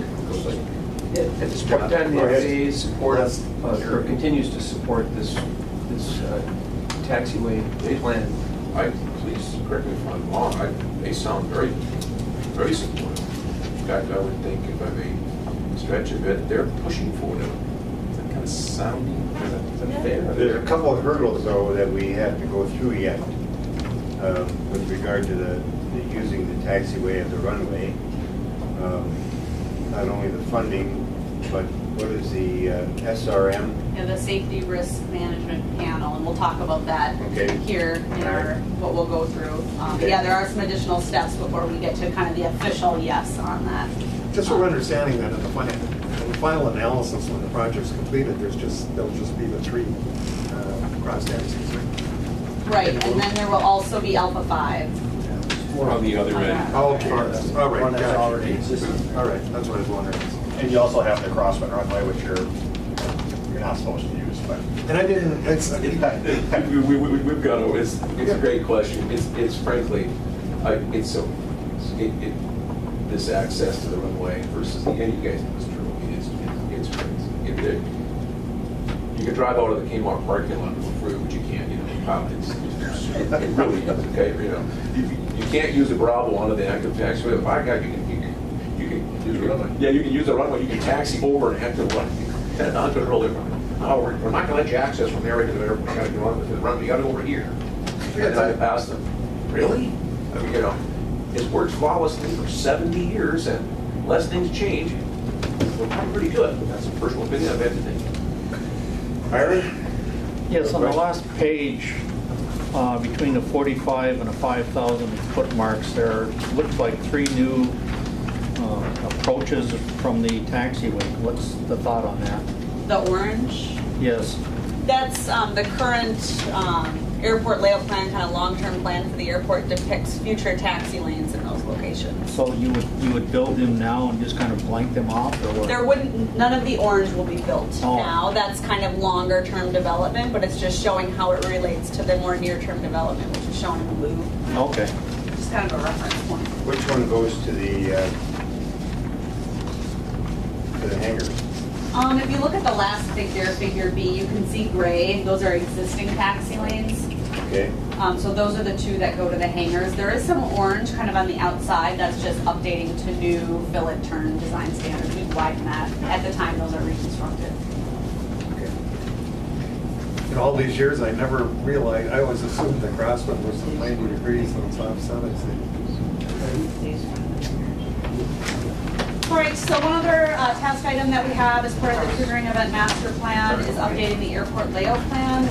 We'll be submitting that to the FAA this week, and the updates that will be included on that are showing and depicting the apron expansion, as well as kind of the new apron area parking layout plan that we've talked about in previous meetings, and then also showing the new taxiway connector locations, as well as the addition of paved shoulders and lighting to the taxiway outlet network. So those are the changes that will be depicted on this update. So it's a pretty minor update, but we'll process that through the FAA and get that in here this week. Then really all we have left as far as the temp document is kind of wrapping things up. We hope to have that done in draft by the end of June. We will not likely have any formal answer on the temporary runway, but really the goal of the temp document was to do some preliminary phasing and identify those next steps that we need to look into as we continue to get into and further closer to design on later phases. So we're at the point where we'll be ready to wrap that up, but it will identify, additional work items that will be remaining after that. And then Sean's going to talk about those in his piece. I guess I'll leave it open to any questions, otherwise Sean will pick up the last half. We'll pick on him instead. Go for it. All right, moving into item 2, CIP update and funding. The FA's, they want to see just a new update of how the money's going to flow for the next probably 5 years, but even further out than that. So between this meeting and your next meeting, we're going to be working internally to come up with a CIP that changes things around a little bit. Obviously, reflects a lot of the discussion that we're having. So basically, we'll be working with you as we go through this. We have another progress meeting halfway through, so Nor and I think Bob will be on that call. So I think that's just kind of an FYI that we're giving that plan, that financial plan, and I know as we talk to your funding agency, just the government in the city to make sure that what you're planning for, that there'll be a good document to have for those discussions. Sean, I know Commissioner Patman going here, but we had talked commissioners a little bit about the wheelage tax and then the percent sales tax. We said, well, they have to be used for transportation. We asked the question, could this be used for airport? It was a resounding no. So that option, that sales tax option that we could maybe funnel for a year or two to help us with this, but it's transportation only, it's not airport, it's not qualified. It was a good idea. You got to pick up that box sometimes, see what's out there.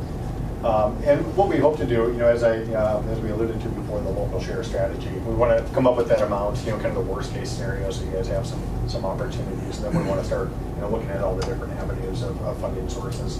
Obviously, one of them is MnDOT Aeronautics, and I think I don't know if we have it in your case, if you remember where we put that, but we want to work with MnDOT on scheduling a meeting to talk about that strategy with MnDOT. So I think a letter would be appropriate from the commission. We will help as we go through the CIP in developing that 5-year plan.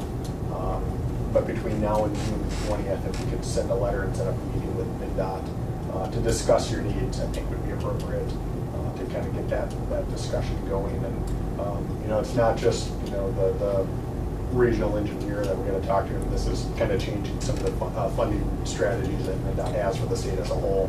So it's kind of a big, broad discussion that needs to happen. So I don't know if there's an action. I don't know if there's a recommendation. Yeah, I was thinking when we were talking through this earlier in the week that perhaps the commission can authorize the chair to work with us to draft that letter to MnDOT, kind of talking through the projects, the request for participation, and then to set up a meeting to discuss it further. Move. Okay, we have a motion by Commissioner Pavlik to have the chair send a letter to MnDOT to set up meetings on discussion needs for the runway rebuild. Second. Second by Commissioner Briggs. Questions or discussion? You'll work with the mayor then to make sure we get everything in there. Okay, all those in favor of the motion signify by saying aye. Aye. Those opposed, same sign. Motion is carried. Thank you. So there's MnDOT Aeronautics funding, which they have already basically authorized to spend, given their statutes that they have. There's also what they call a direct appropriation, which is a legislative action that through the budgeting process, money can go to International Falls as part of the funding bill. There's also the bonding funds, which obviously you're very familiar with. So there's a couple different legislative paths where you can get to hopefully find some funding. We obviously have staff that you've worked with before that we're working with to set up a meeting. And I'm not sure when the appropriate time to have them come and talk to you to find out what these paths are. But as you're well aware, bonding and legislative asks take quite a bit of lead time. So we're projecting that out for next year to see what kind of opportunities are there for not only phase 1, but phase 2, phase 3 going forward to kind of capture as much help as we can get. When you look at the request asked, you look at the importance of the projects that you're entertaining runway reconstruction, commercial service, you talk about the jobs that are in the community. You know, you've been designated as the economically distressed category, that gives you that extra 5% federal funding, but that also carries, you know, a higher priority with the legislature, I would imagine. So if we put all those pieces together, you know, we want to help our staff as they, you know, work with the legislators to come up with that story to try to secure extra funding. Commissioner McBride. Benita, what did Duluth do for their local share? Did they use bonding? No, it's the direct appropriation that Sean's referring to. Rochester and Duluth, with the help of Cassandra down in MnDOT, they were able to get a legislative direct apportionment, and what it really did is appropriation, is it actually took money that the legislature directed go right into the state airport fund. So for Duluth and Rochester specifically in their projects, that money covers the match for the 90%. So I think Rochester got 2 or 3 million and Duluth got 6 million. And so when they get a net FA project that covers the 90%, they take that 10% out of the 6.6, so it leverages it. And really at the end of the day, they're paying zero on these large projects. And I think that would be, you know, the goal for you folks. And I think the good news is that there's a precedent set for it. You did that for Rochester, you did that for, you know, Duluth. You know, here's another, I think Sean just went through all the pertinent points about why you guys would be a high priority for that type of legislative action. And we have a team in place. We worked closely with Cassandra right at the very end last year to make sure that the language allowed retroactive reimbursement. So when we talk about moving forward with phase 1 this year, one of the things that we would like to do as we work through that process is to make sure that we could still go back and capture costs associated with phase 1 to take out of that direct appropriation. Oh, but did that come out of bonding too? It did not. It had nothing to do with bonding, so there was no strings with it. Came from the general fund? Yeah, yep, and it went right into the state airport fund. So the beauty of that is it acts as just a state grant. So when you request reimbursement, you get your 90% from the feds and you get your 10% from the state. And it's really a simple process. You know, you guys have seen all the work that Bob has done to try to make sure that we've got, you know, all those bonding requests and the effort that takes. This did not take that kind of effort. It's a very simple process. So that would essentially, if we got that, would qualify for a 5% local match. Correct. Yep. So it would leverage your 95% grants. There's precedent. Yep. It's out there. Cassandra's familiar with it. You know, we have some staff, I think Sean mentioned that too, that worked on that process. We have a lobbyist that we work with on that process. So I think it's good to get going on it earlier rather than So what we later. actually need is our local legislators to introduce. Absolutely. Right, Start putting a bug in their ears Gotta work on about this. Because I believe in the case of Duluth and Rochester, it was their local legislation that wrote the bill or the proposal to get in there. So you would definitely have to work with your local representation. All right. Yeah, because I think for bonding, we're going to be in a difficult position, given the FAA trying to push forward and use some of these new dollars that they've been given by the administration. Because the next bonding bill won't be until likely May of 2020. Well, to get that turned around and get that money available, we'll be into construction by that time on the main runway.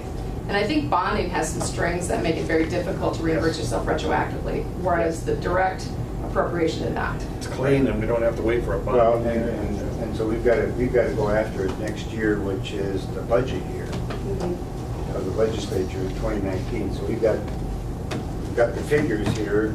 We just need to sit down and have a We bill. need to work with the legislators and try to, you know, get this written up and get it submitted. Yep. For the We need to come in help them out, or January. we need to help them. Yep. January. And I think that's the importance of this first meeting with MnDOT too. I mean, introducing this to Cassandra and the level, you know, the higher levels of leadership of MnDOT to, you know, say, hey, this is kind of what we're looking at, and then building that legislative package, you know, and then carrying that message throughout the year. That's most likely probably would be actually not terribly familiar with the legislative process, but next May, so we'd have a whole year to deliver that message and get legislative support. So it's not an appropriation that we have to get from the legislature. The money is there, we just need approval to get some of that money, correct? Yep, and then Or do they have to appropriate that money into that fund? They do, and it has to go directly to the state airport fund. And it's, All of the monies for Rochester and Duluth have been used up. well, actually, in the case of Duluth, I'm not as familiar with Rochester. But every time they get a grant, they just request it. They have 6.6 million in the bank at MnDOT. And so whenever they get an FAA grant, they just take the balance of what their local share would be. That gets reimbursed from that 6.6 million, and then the rest comes from the FAA. I don't like the term, but is it earmarked for Duluth? It is. Okay. So we've got to get our own. Yes. And how big was the Duluth project? Well, the 6.6 levered was essentially 10% over a period of about 5 years for all their projects in the CIP over 5 years. So it was like $67 million. And so they requested 10% of that. Yep. Well, we need, the sooner we move on this, the better. Yes. It goes, the way it works down there too, it's first come, first serve if there's gonna be anything. Yep. So the earlier we get our requested project in with some details, the better. And the election this fall will have something to say about it. Yes, it will. Very true.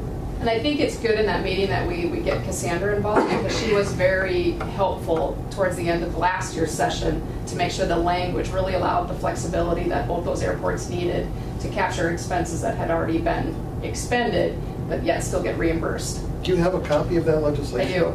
Well, I have a copy of the specific language related to Rochester and Duluth that we can work from. Well, that would be helpful too, I think, you know, so we can. Yeah, I can pass that along to Bob to share with her. Perfect. And we can, you know, regardless of the election, we can still do it early, assuming, you know, things will stay the same. We want to be in there, get the oil and water. The value of Casey's temp document is now you have something, you have an actual document that says this is what we need, instead of just, you know, estimates. And then, so we discussed bonding as well. The fourth option is PFCs, your passenger facility charge. That may need an adjustment. We were just talking internally. I think it takes some investigation to find out how that money is collected and spent. You know, I think we'll work with you on that to find out how that does. That's another. There was no increase though by the Congress this year for PFCs. So I mean, we can certainly look at what that income is on PFCs, but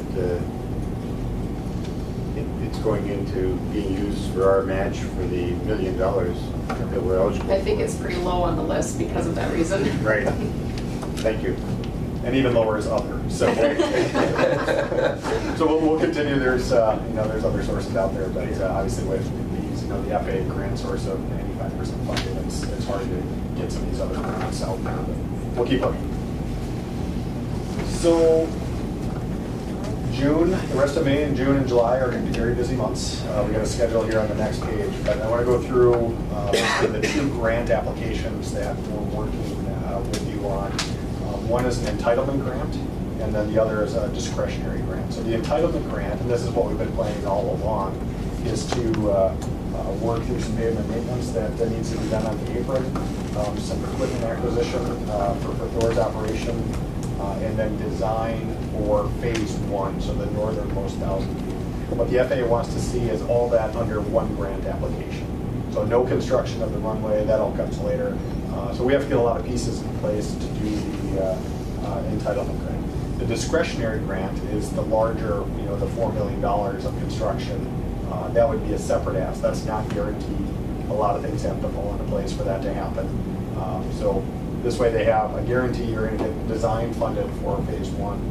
The FAA has indicated that there's the money available for the construction of phase one. They just want it routed separately. So we've done the pre-applications. I'm going back to my list here, the memo, item 3A, grant pre-application. That's all been submitted to MnDOT, so they're aware of the plan. They're lining up the funds. The environmental review, that has been, maybe Casey can explain up here on that. Yeah, we did a categorical exclusion, a CADEX for this phase and submitted that early this week to the FAA, and we've had quite a few conversations with them just about the content that's in there and stuff. But there's no wetland impacts in this phase, other than potentially some temporary impacts in the batch plant area that we'd want to plan for. So it should be a pretty straightforward environmental review. Probably take about a month for it to be approved, but that's all been submitted and done. So just kind of in a waiting period on So I mentioned the pavement maintenance project. This is in the general aviation apron. A lot of the tie downs are just having some issues or some settling. We've had issues with that pavement before, just with ports upgrades. And so we hope to address that. We're going to work with Thor on some potential improvements that we can make to maintain that pavement.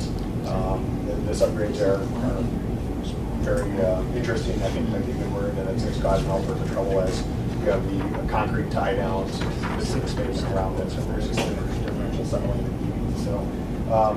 So this will be its own project. We'll go out and advertise for bids, get bids, and then award a contract to a specific company to do that work.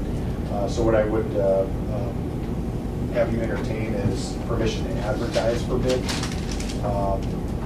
At today's meeting, we'll have a bid opening on June 19th. And then we'll consider those bids at your June 20th meeting, if that works out. Did I get that right? Yeah, it's a little bit backwards because the whole consultant selection process kind of threw things off a little bit. So what we're requesting is authorization to advertise now so that we can keep pace with the grant deadlines. And then come June, you'd actually get the engineering contracts and the construction bid to approve at that meeting. All right. Go ahead. I was just going to say, I've never paid attention, but those larger aircraft, small jets, they tie down. Okay.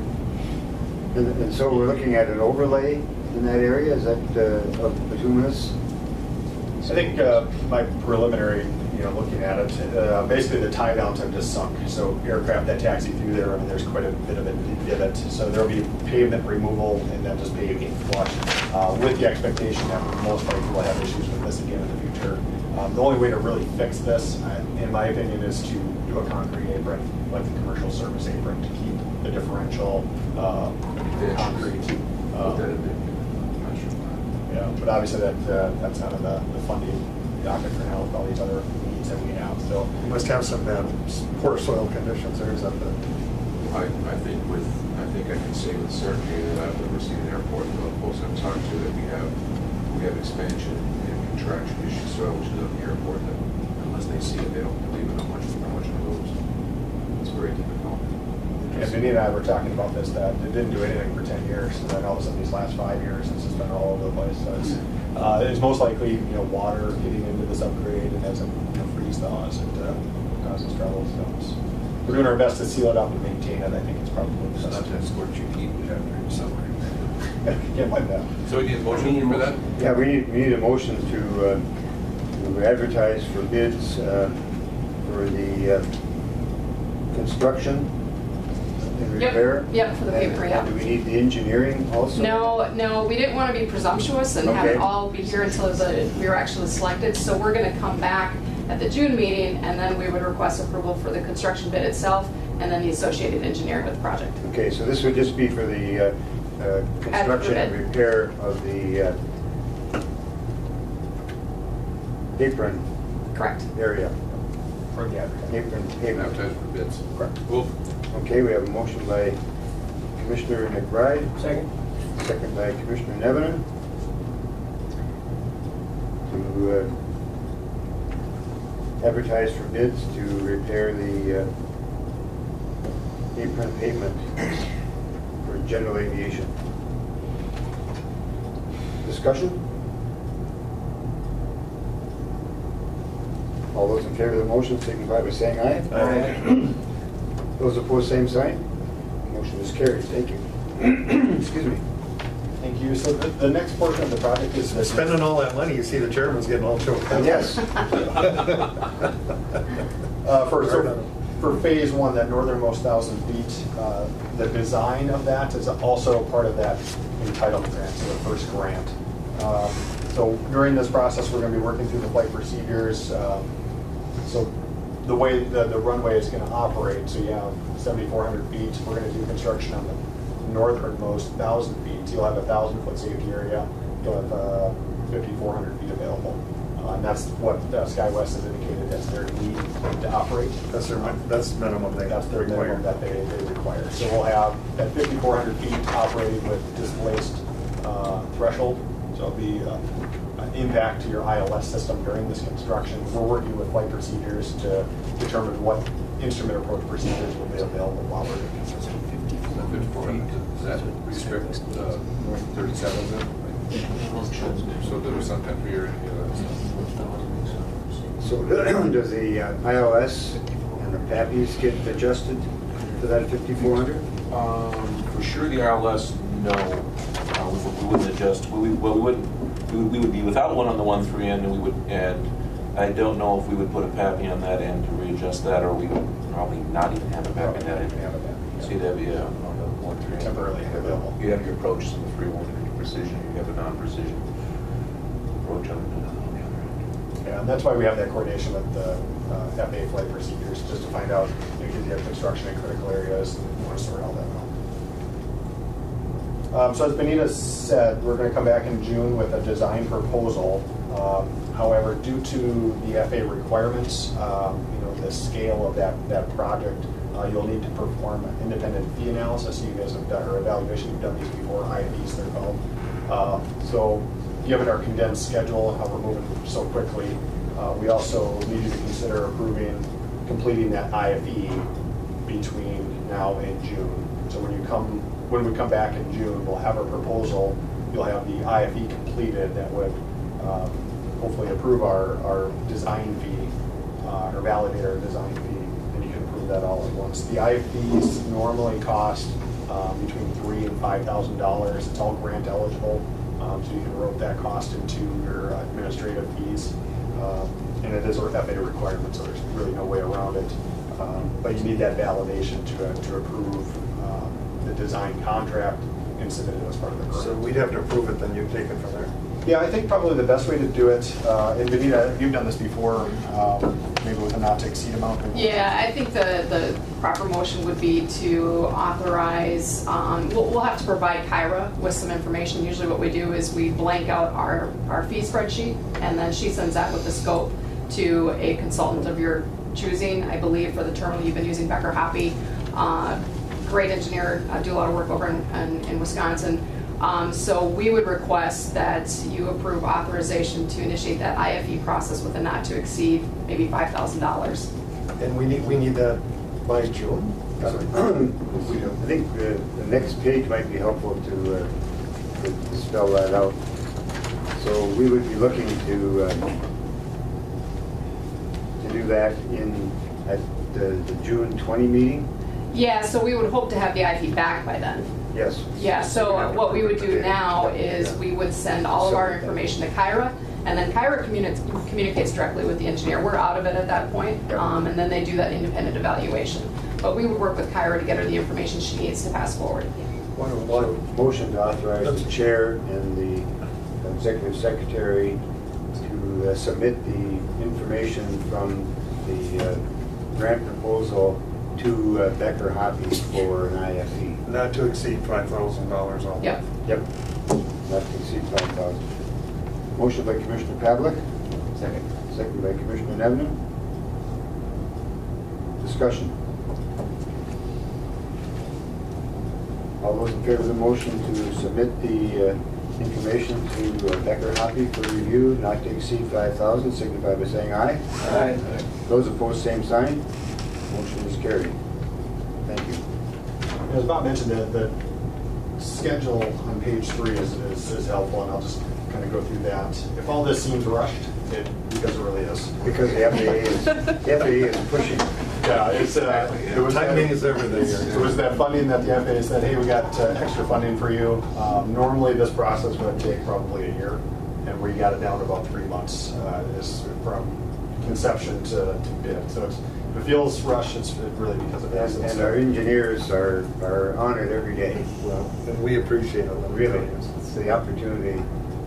The opportunity is there, and we've got to strike.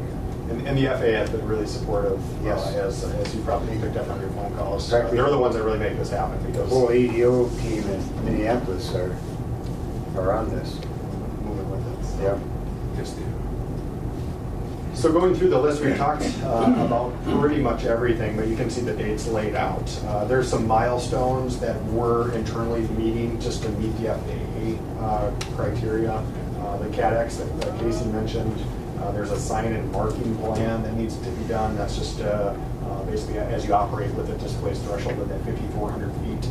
They need to know how that looks and we need to approve that. Construction safety plans, they need to be submitted early so the FAA has their appropriate amount of time to look at it, review it, and approve it prior to the grant submittal and approval.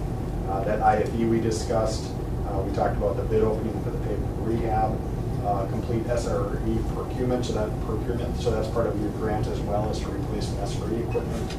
So we've worked to get that all straightened out. Pavement rehab award, so that's that general aviation apron work. And then our engineering contracts also in June for all that work.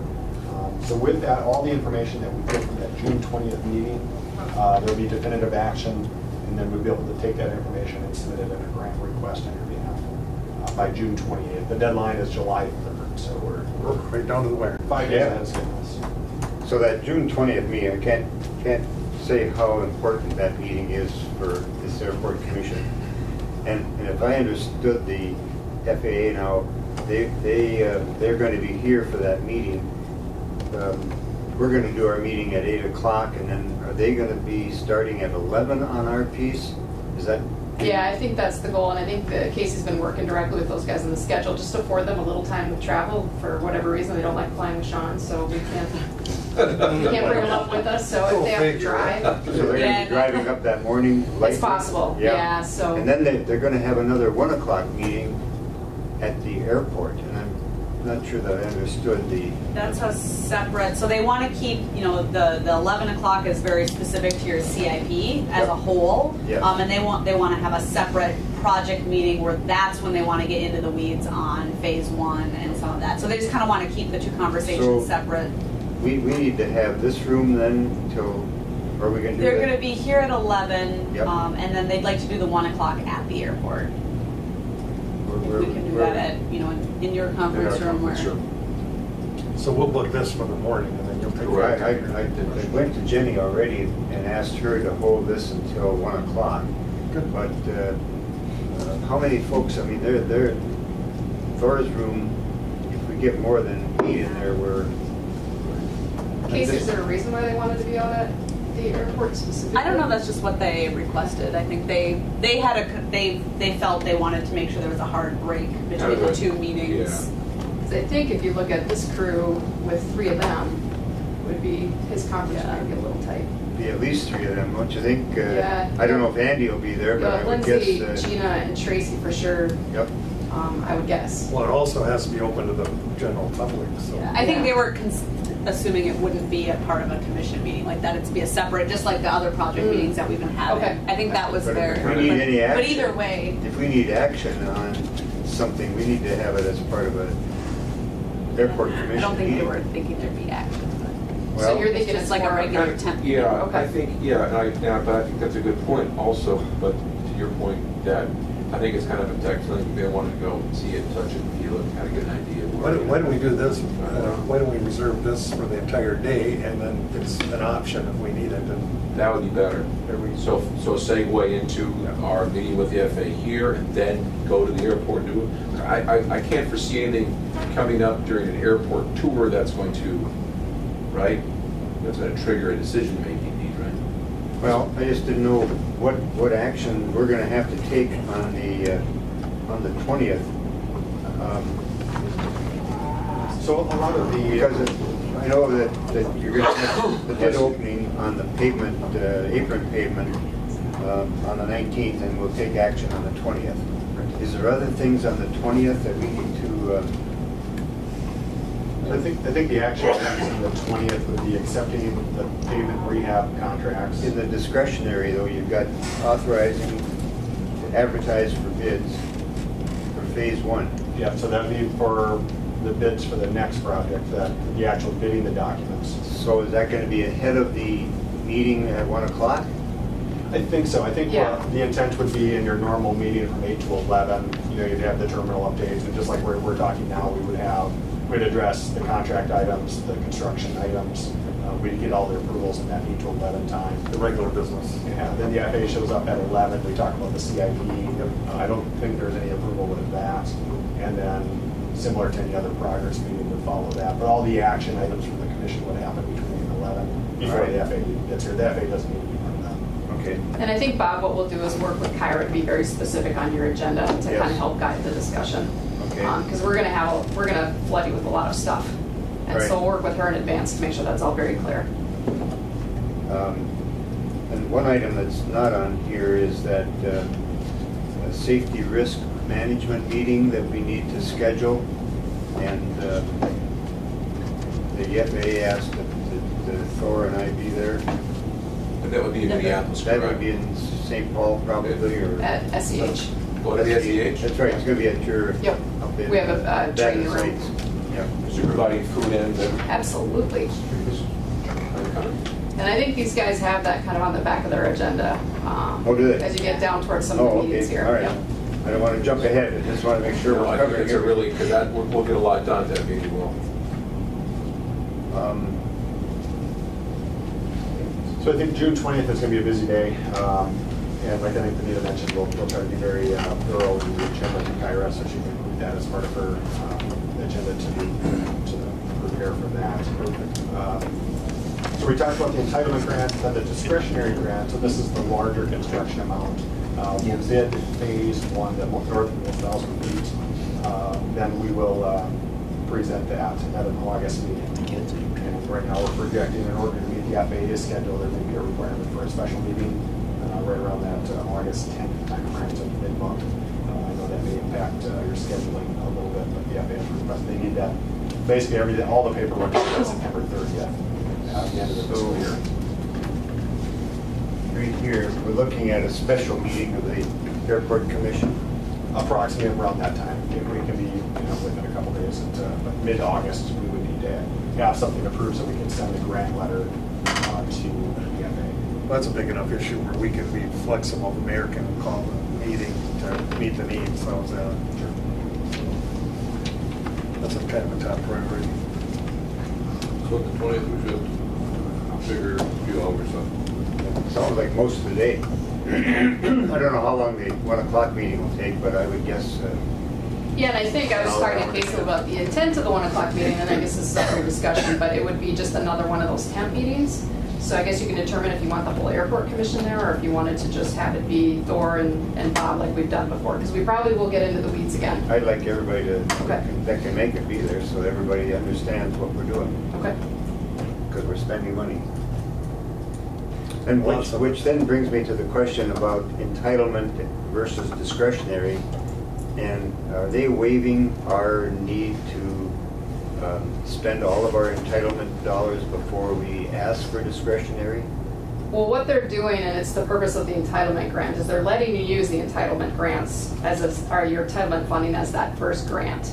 Because if you didn't have that first grant, if you try to do this all at once, they wouldn't fund your SRE, they wouldn't fund the pavement rehab. It just doesn't rise up to the level of discretionary grant.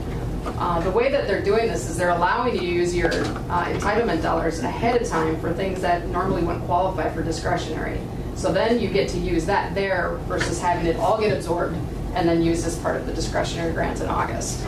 So it's a unique situation because usually they don't do 2 grants. They usually do just one, and then sometimes that works to your disadvantage because then your entitlement dollars, they'll use that first and then fund the balance with discretionary.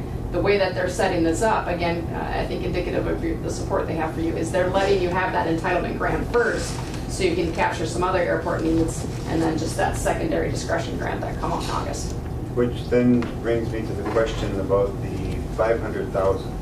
So I think what we need to do, and I don't know how receptive they would be at this piece, but you probably won't use the whole 1.5, I'm guessing, depending on, as we work through Thor to see where we go with the SRE. I don't know if they would allow you to do another exchange with that or delay Rochester's money coming back, or we might have to take a deeper dive into what we can do to help preserve at least some of that might be left over, to save it for another non-discretionary year in the future.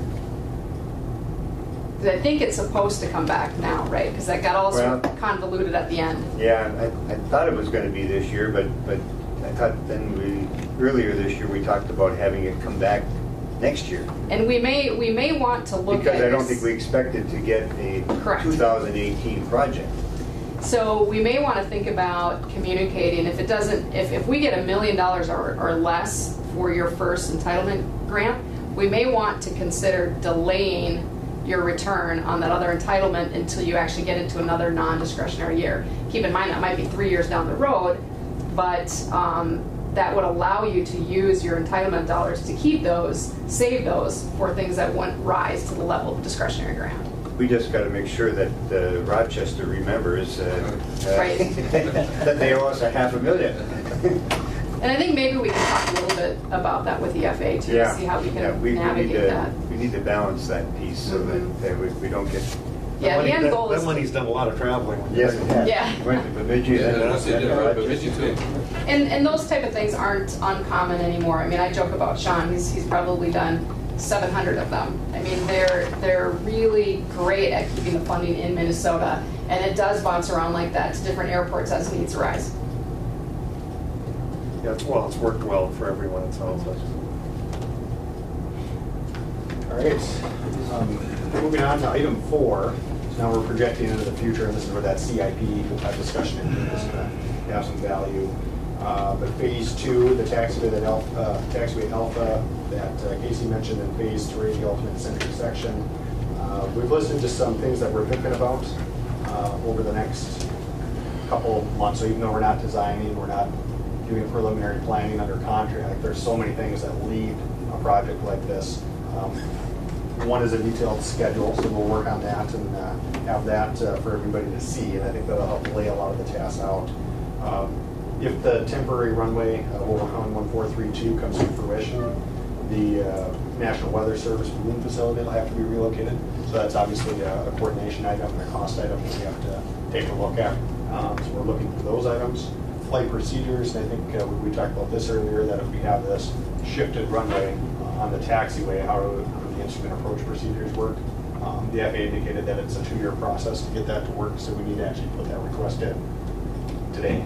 Sean, regarding the weather station, if we're going to have to move it, do we have to move it back, or will it become a permanent location? It ultimately is up to you and how that will play out. I think as long as we can come to an agreement with the National Weather Service, if we can find a new location that's suitable for them, and they would get a new facility at a new location and open that area up for you guys for future development. So we don't have to pay twice, I guess that's what I was getting at. Yeah, it would be a brand new facility and a location of your choosing. About that property across the street. Well, Well, we haven't given up on that. No, and we're getting an appraisal to try to understand what the cost of that property across the road is. If not, we can put both doors on here, specifically put in his front yard. Got room. So back, John, item number 3, you're looking for action? Item number, I don't think I need any action on any of Flight this. procedures, nothing? That's just us working through things. I think it's just Okay. informational for you to know what we're doing on your behalf. And then that reimbursable agreement coordination, that's to move that weather facility. Obviously, that's quite an endeavor. So we're working with another federal agency. They require an agreement for them to do design and all that stuff. So you're basically paying the FAA the National Weather Service to move their facility. We'll go through all that, very preliminary right now. We don't have much in the way of details until we talk to them. What's that property where that house was torn down? Johnson? You mean up by the highway? But yes, that house was torn down. He was a carpenter, Johnson. His son is Brian. Well, the privately electrician. owned. Well, it was. We bought that. We bought the house and the property. Yeah. So we maintain that now. So yeah, there's been precedent to buy properties outside.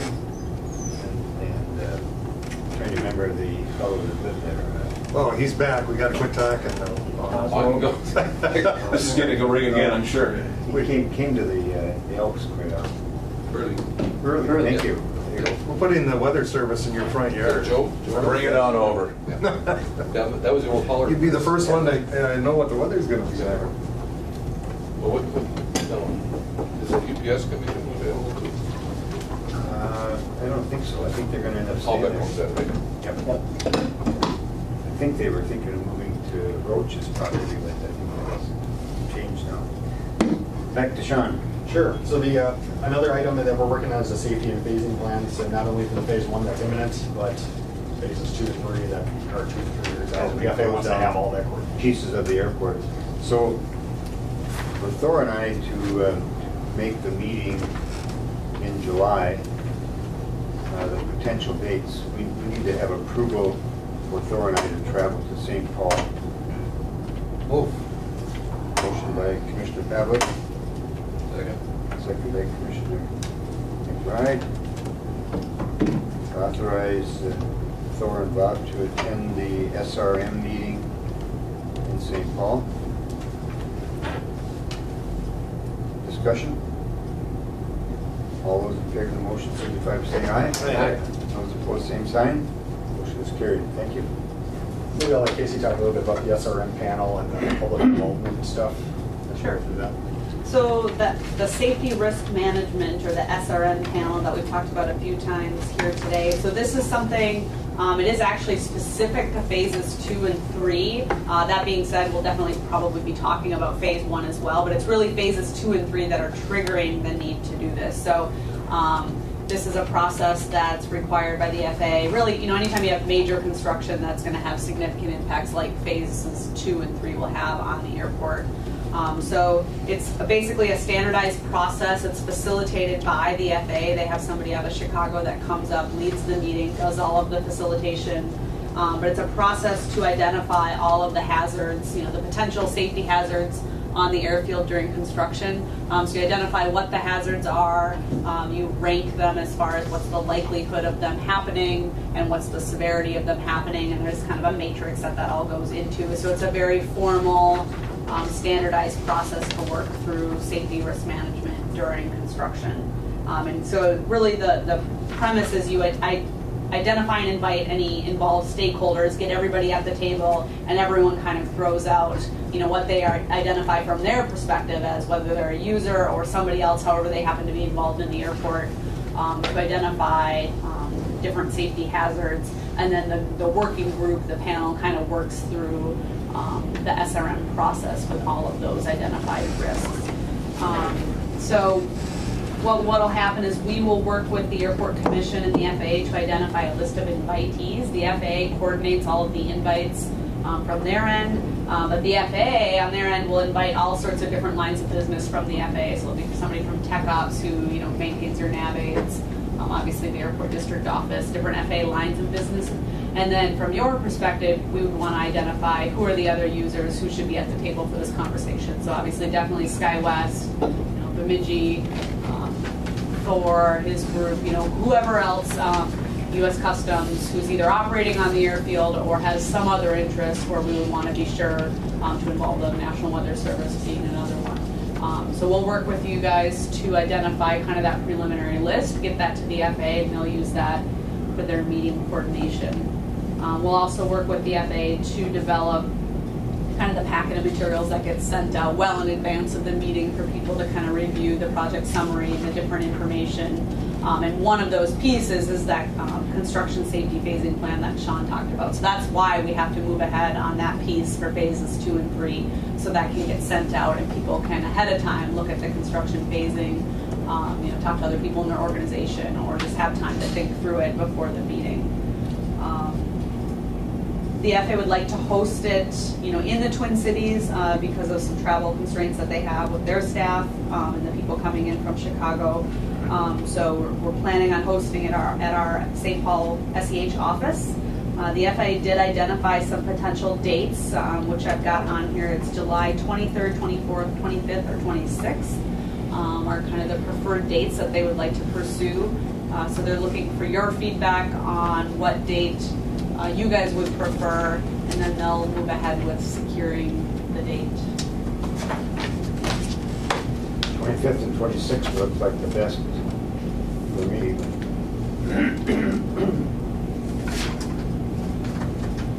What time is it gonna be in Big Falls? Thor says August 15th.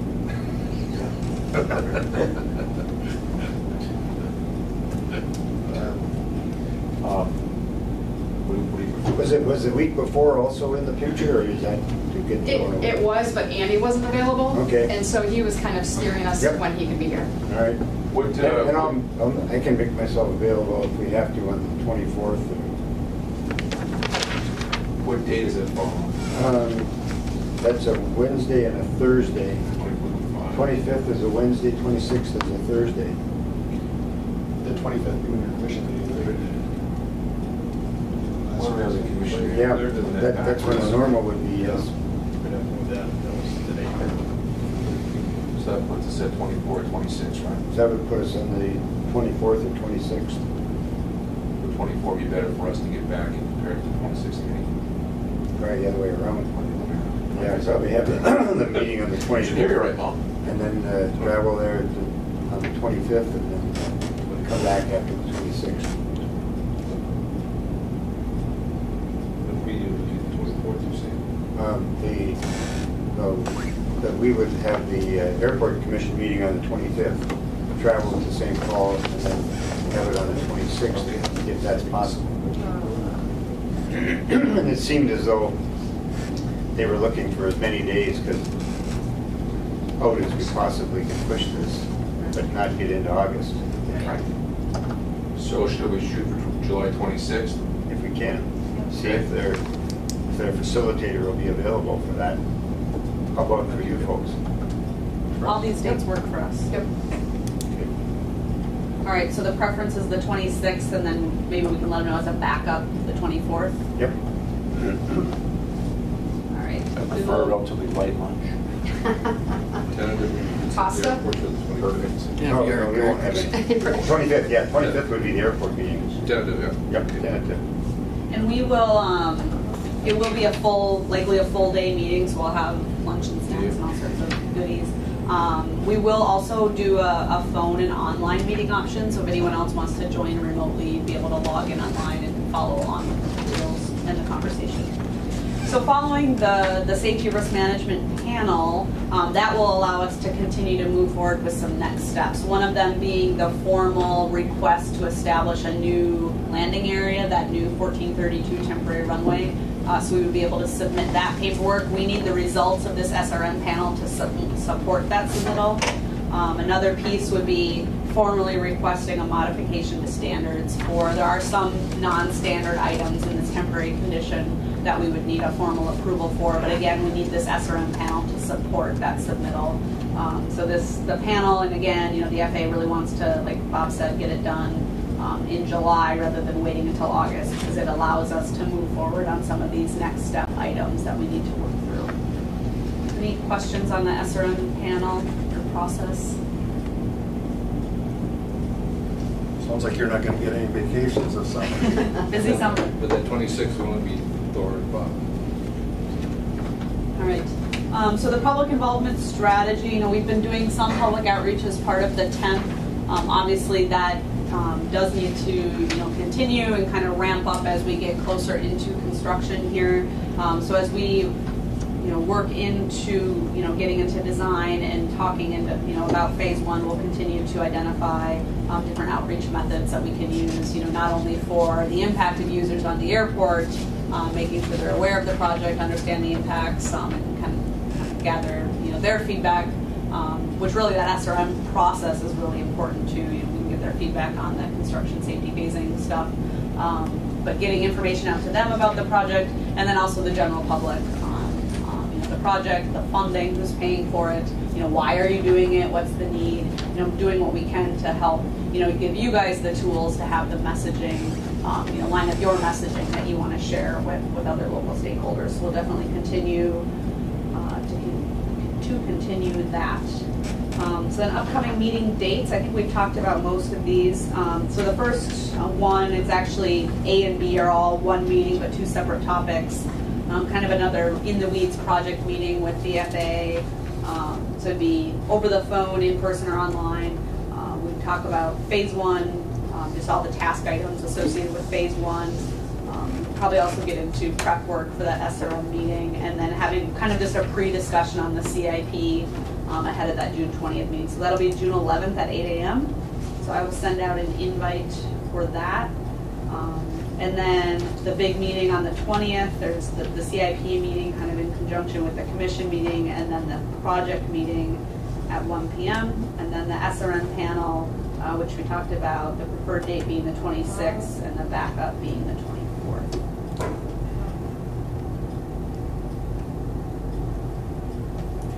Questions on meeting dates or any of the other material?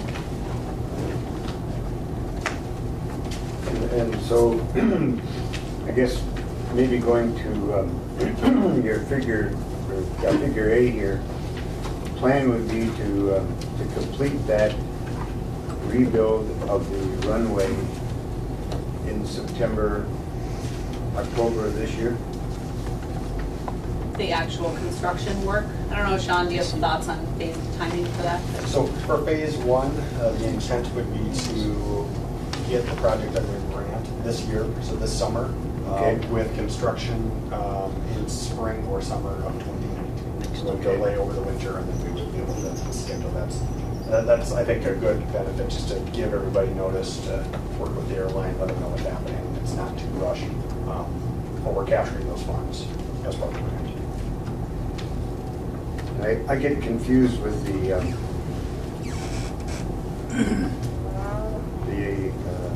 U.S. calendar, fiscal year, and Federal government. yes, And the state, and, yeah. Well, it's a federal one that's on its sync there. right, with October. Yeah, Yeah. especially for, federal grants, that we deal with all the time. I mean, it is- So construction would be spring of 2019. Yeah, for the purpose of this discussion, the federal and the calendar year are pretty much the same, really. They're off by 3 months, but the way we have it scheduled is So phase one would be grant in spring, 18, spring of construction in 19. 19. Yep. And If you look- then phase two would be to, The FAA is indicating that they could support a grant in 19 and construction in 19. So you could have phase one and both of those same the thing. taxiway in the same year.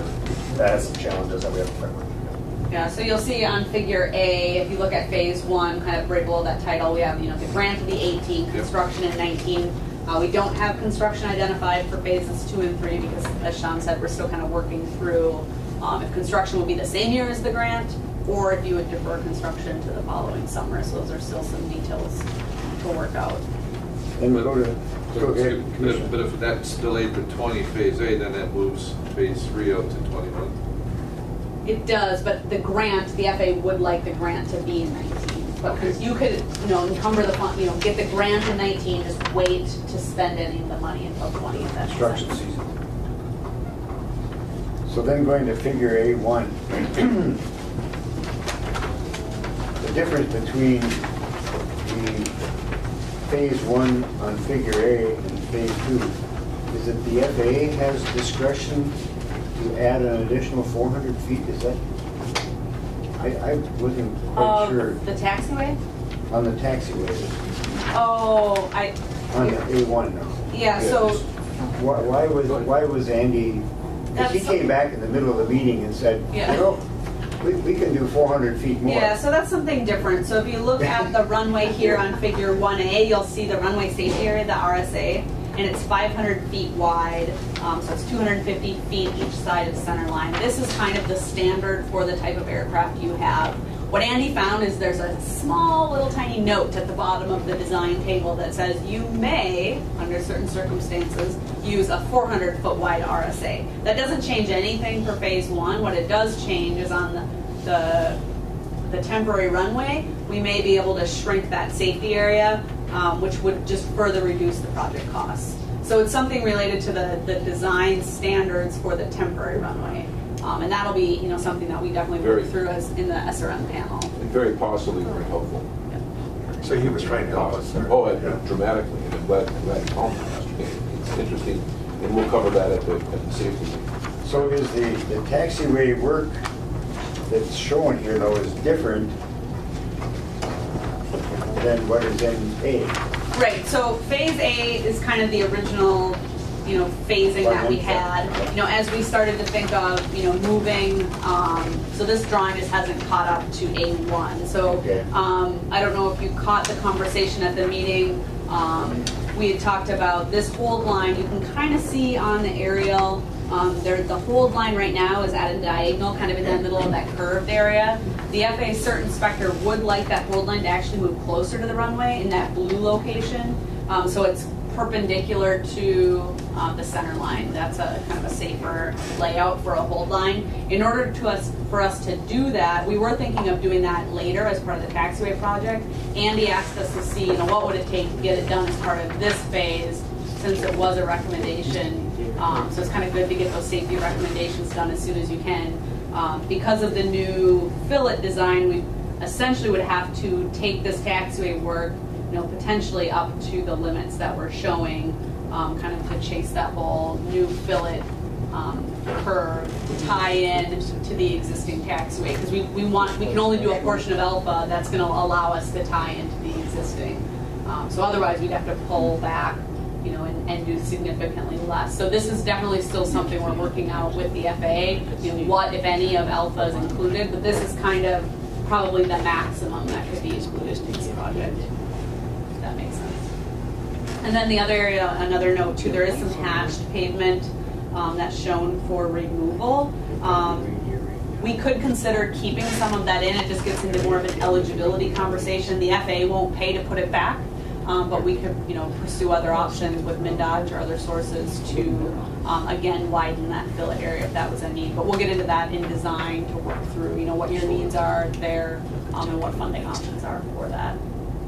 And so the taxiway, and what I'm leading to is this 90-degree turns that they've got in here. That like a 737 would be able to negotiate that turn. And that's part of our discussion about what's real world practicality and what the FAA standards are. My concern is, and the team knows this, is that perfect conditions, no snow, et cetera, no concerns about engine ingestion, these theoretically will work for a 737-800, okay? But in winter operations, when we have substantial windrows, snowbanks, it is concerning for me that we have enough room in the turn.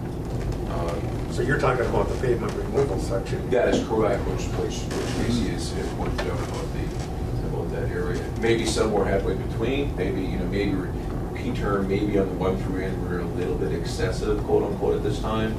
But I'm a little bit concerned about really where we end up with on that within that radius of those entry points. You'll be able to make that case? Absolutely. Yeah. And the FAA would definitely support you doing more pavement. They just wouldn't pay for that additional, area of fillet. But we could pursue that funding or look at other sources. What happened with the last extension on the 301 end is that I kind of dropped the ball with the design team and didn't push hard and say let's basically do the same design we had on the 301 originally, which was basically key term like this, okay? And what we ended up with was real narrow, and that's spec, no question it did. You have the 301 in, and through the SEH was very gracious, and the FAA was very gracious that we did get the funding. I don't remember, Benita, if we had, was it a pure FAA player, or was it a MnDOT player? Did SEH take out their credit card and pay for it? We navigated that very, very well. I thought it was quite good. Stick handling with dollar bills, very well done.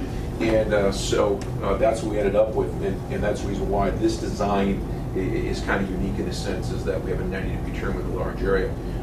Ideally, at the end of the day, when we pull the trigger on the project, yeah, something on that level depends on through the FAA and the SH what we're going to end up with as far as deleting some of that area on the inside of the fill-up, but I don't see an issue with that. We'll make it work. They just don't like gray areas. They don't. Okay. Well, that leaves you and I out, Bob. That's right. We're all gray. We're voting. Yeah, that's right. Yeah. All right. Go ahead. Further, Sean or Casey? I think 4 pages is enough, don't you think? Need some water. Said it was going to take a while. Yeah. There's a lot to go through.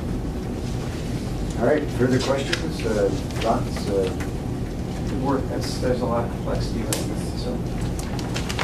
There's things up with it. Well, and it's especially intrigued by that state funding issue. That'd be a godsend for us. Absolutely. Thank you. No other action that we need to take around the runway rebuild at this time? I don't think so. I think that was things we needed to move forward, so. Got this airport so good in the next couple of years, we won't have anything to do for 20 years. I get that in 20 years. You know, you and I are gonna be in 20 years, bro. All right, I'm not gonna be here, I know that. All right, thank you. Very well done. Absolutely. This has been a dancing on the head of a pin to get this going like it is. Complexity in their mind-boggling. Weighted effort. All right, anything under old business? Under new business? In your pile of papers this morning, there's a couple of items. One, we have this marketing grant, and it's just a grant that folks want to look at. One, to get approved, and then it's got to be approved by the county and the city. And it's the 70% share from MnDOT, and then the second page will not exceed $22,835. We've got it at the top of the page, match $9,700, which we've got in the budget. So, your pleasure with that agreement. Feel it's worth it then? Oh yeah, I think we're doing good. Motion by Commissioner Pavlik. Second by Commissioner Netherland to approve the agreement and have the city and county concur on the marketing grant agreement. I think our employment numbers bear it out. We've had some success with this. Yep.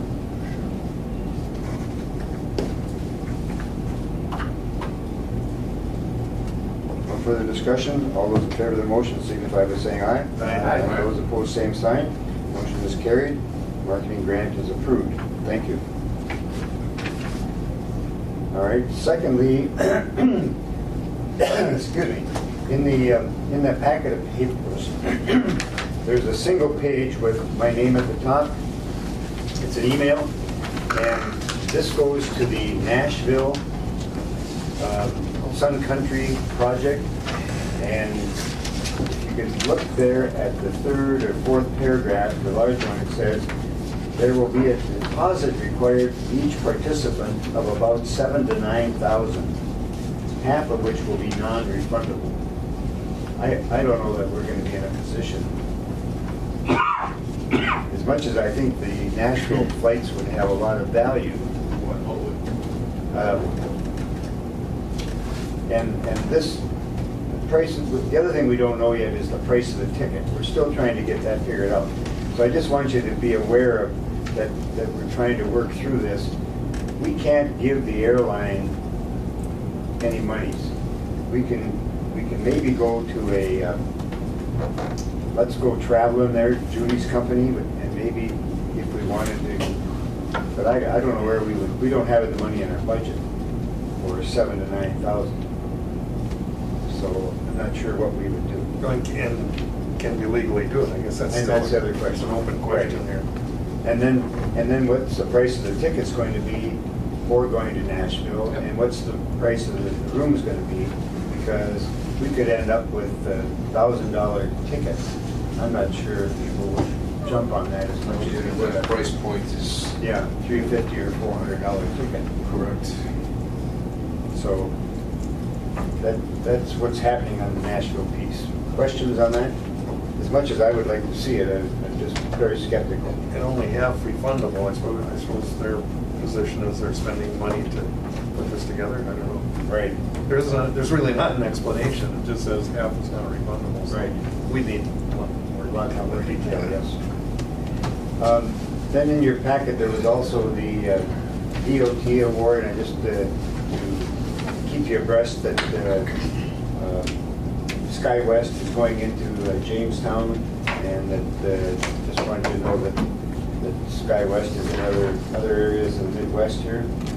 That would be flights, I think, to Denver from Jamestown, North Dakota. Hard to read that small writing. Lastly, under new business is this one. Before you leave that, the one sentence that caught my attention, Isn't SkyWest also included 20,000 annually? Yes, for For marketing? Yes. So, you know, maybe that's something we could approach about. We're gonna have to talk to them when our Yeah. contract comes up. Anyway, I just wanted to point that Right. out. Do you remember when we did the advertising for Northwest slash Mesaba? And they, was Express was a Mesaba that got mad at us. Remember they threatened legal action. We improved the numbers by, it was incredible. It was unbelievable. It was an incredibly successful advertising. And they sent us a nasty crap. It says, we're gonna sue you. Couldn't handle it. You guys did no permission? Honestly, true story. Now, the SkyWest, to their credit, did give the Chamber of Commerce a ticket for selling at the annual banquet. So there was a folks could bid on that and got a ticket. Well, that's all good public relations for them too. Right. Last is this Alliance for Aviation Across America. They have called and asked if International Falls International would be interested in joining this organization. There is no cost. I haven't found out yet who is funding this, but I assume that it's either some airlines or somebody is putting some money into it. Some aviation. First thing we want to check, is there Russian involved? All stormy. So anyway, if there's no cost and if there's no negative connotation from them, are we willing to join the alliance? Because that was my first question. Well, what's the cost going to be? And he said there'll be no cost to your airport to belong to our organization. We'd like to have be able to use your name as one of those that is part of our organization. And this was a guy from Washington. And I don't have his name. So I don't know. This is a new organization, I think? It is. 2007. Yep. So their main focus right now is the FAA reauthorization process? So is it? That happens. I don't see an issue because there's no cost. Another advocacy group. Cheap supporting rural areas. I know that there's a couple airports in Minnesota have joined, but I don't have their names. It is. That's what it is. And they're just looking to have members. Again, I don't know who is the stakeholder that's putting up the money. So we need to find that out. Do you want me to bring it back, or do you want to take and authorize it? It's up to you. I mean, I don't know. I'm just always cautious, and we don't know a lot about it, but I mean, if you could find out more information. I can get some more information. Actually, I mean, I'm willing to offer a motion at the discretion of the chairman, and you can do that research, shows that, if you guys are okay with that. As long as it's not gonna cost us anything. Right, so I'd move that, move approval at the discretion of the chairman. Okay. I'll support. Okay, motion by Commissioner Pavlik, second by Commissioner Edmund to authorize the chair to research joining the Alliance for Aviation Across America. Maybe you could talk to one of the other Yeah, airports. see what the other ones are doing. Doesn't get FAA mad. Right. Yeah. Yeah, they're not taking. That's all that cares. They're not the big bear, right? Good point, too. Sometimes lobbying groups are, Can get overbearing, yeah. All right, That's a good point, Brian. further discussion? All those in favor of the motion, signify by saying aye. Aye. Those opposed, same sign. Motion is carried. Thank you. That's all for new business. Managers report. Yes, real quickly, the robin report, yes. My wife and I are crazy animal lovers. We got a bunch of rescue critters. It's insane. But anyway, there's always been a family of robins that have lived in the nests at the old terminal building. And so a few weeks ago, we started monitoring, and sure enough, one of the robins, she started building on the tree. So we've been taking the nest down on a daily basis, and she finally got the message, but it took some took some getting, it took some getting, some discussion with it to get it out of the stuff, because anticipating we're gonna be there, you know, obviously raising the old building, so it's kind of fun, so Yeah. we got it out of it, but that's another story.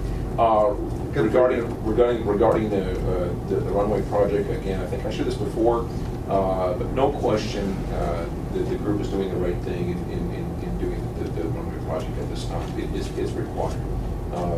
My brother, again, who flies on a regular basis all over the country, said, you know, frankly, it's rough. It is, and it's getting rough. There's no question about it. So the timing is perfect, and just wanted to kind of, you know, remind the team that this is definitely a very, very, very good project, and the timing couldn't be better.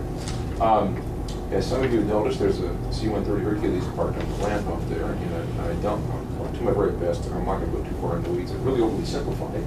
About a year ago, I contacted through some connections folks at the Belgian Air Force, and asked them to talk to them, and a bunch of emails, and said, hey, you know, we'd like to support you, etc. Make a long story semi-short, we got the heads up 5-6 days ago. They were using this for a textile. Aircraft arrived 3 days ago. Route of flight was Belgium, St. John's, Newfoundland, and to here, with the intention of landing here, going through customs, etc., tech stop, spending one night, and then launching the next morning from there, going to International Falls to a Air Force base in Idaho, state of Idaho. And so we did our work and got them arranged, and we were ready to launch them 2 days ago. And fascinating, what I've learned through this event is as follows: is that even though it is a NATO aircraft, a strong ally of the United States, and even though it comes from Belgium, the headquarters of NATO, etc., there's 3 players in the mix that make the decision whether or not that aircraft can land at a United States Air Force military base. And that is, you have the Belgian embassy, you have the American embassy, and the third leg of the stool is the Department of Defense. These 3 have to discuss and decide whether that aircraft can go to that American base. What's fascinating is the base commander has no control over this. So they have full colonel running the base. He cannot say, ah, come on, it's fine. His hands are tied. Through this event, between the time that the Herc left Belgium to the time it got here, the gentleman at the Belgian embassy, who was in command of this, has gone on vacation to Costa Rica. They cannot find him in Costa Rica. So I know it sounds fictional, it's the truth. And so, make a long story semi-short, they run it back up a flagpole, more and more discussion, etc., etc., etc. Finally got permission. Yes, you can leave. You can land your aircraft at our base this coming Friday. Great. So we looked at that for a target time, etc., etc. Okay, they're going to stay for a few more days. Economic impact locally is fantastic, frankly. I mean, you know, you've got rented cars, you've got tremendous amount of city cab, taxi cabs back and forth, you've got food, lodging, etc. Yesterday, the boss of the aircraft, the gentleman running the show, he gets an email/text, and they discover that now the base in Idaho is closed because Memorial Weekend, Friday through Monday. They will not give them special permission to go to the base. In the meantime, there's a bunch of F-16 parts and targeting pods, etc., on board the Herc as it sits or it's sat. And so, as of yesterday, what we did is that through U-Haul, through City Cab, and arranging some car rentals in Bemidji, Minnesota, U-Haul truck, City Cab to Bemidji, renting 2 full-size vans in Bemidji today, this morning, and that U-Haul truck and the 2 vans are, as we speak, the Army side of the equation. Guys, they're traveling as we speak to Bemidji and then driving over the road the 22 hours to Idaho. Now, when they get there, it's not going to do them any good because they can't get in to support the aircraft, etc., etc., etc. So, literally, red tape, government, pandemonium, insanity, literally. It's I hope it's not a reflection of the whole deal, but it's really quite fascinating because it's. So now you got pilots and everyone delivering this when? Yeah. Now what's happened is the majority of the folks on board the aircraft have left over the road. So now you're left with 5 crew members. 5 crew members. Okay. Correct. And what may happen, in turn, what may happen is that after this weekend, the exercises will be over and restarting, and they may not need the aircraft to switch out cargo and personnel in Idaho, and they may actually take a 90-degree turn and go to Cold Lake, Alberta, and do that. So it's totally in flux. It's you couldn't make it up. It's just Only the government. yeah. It's really.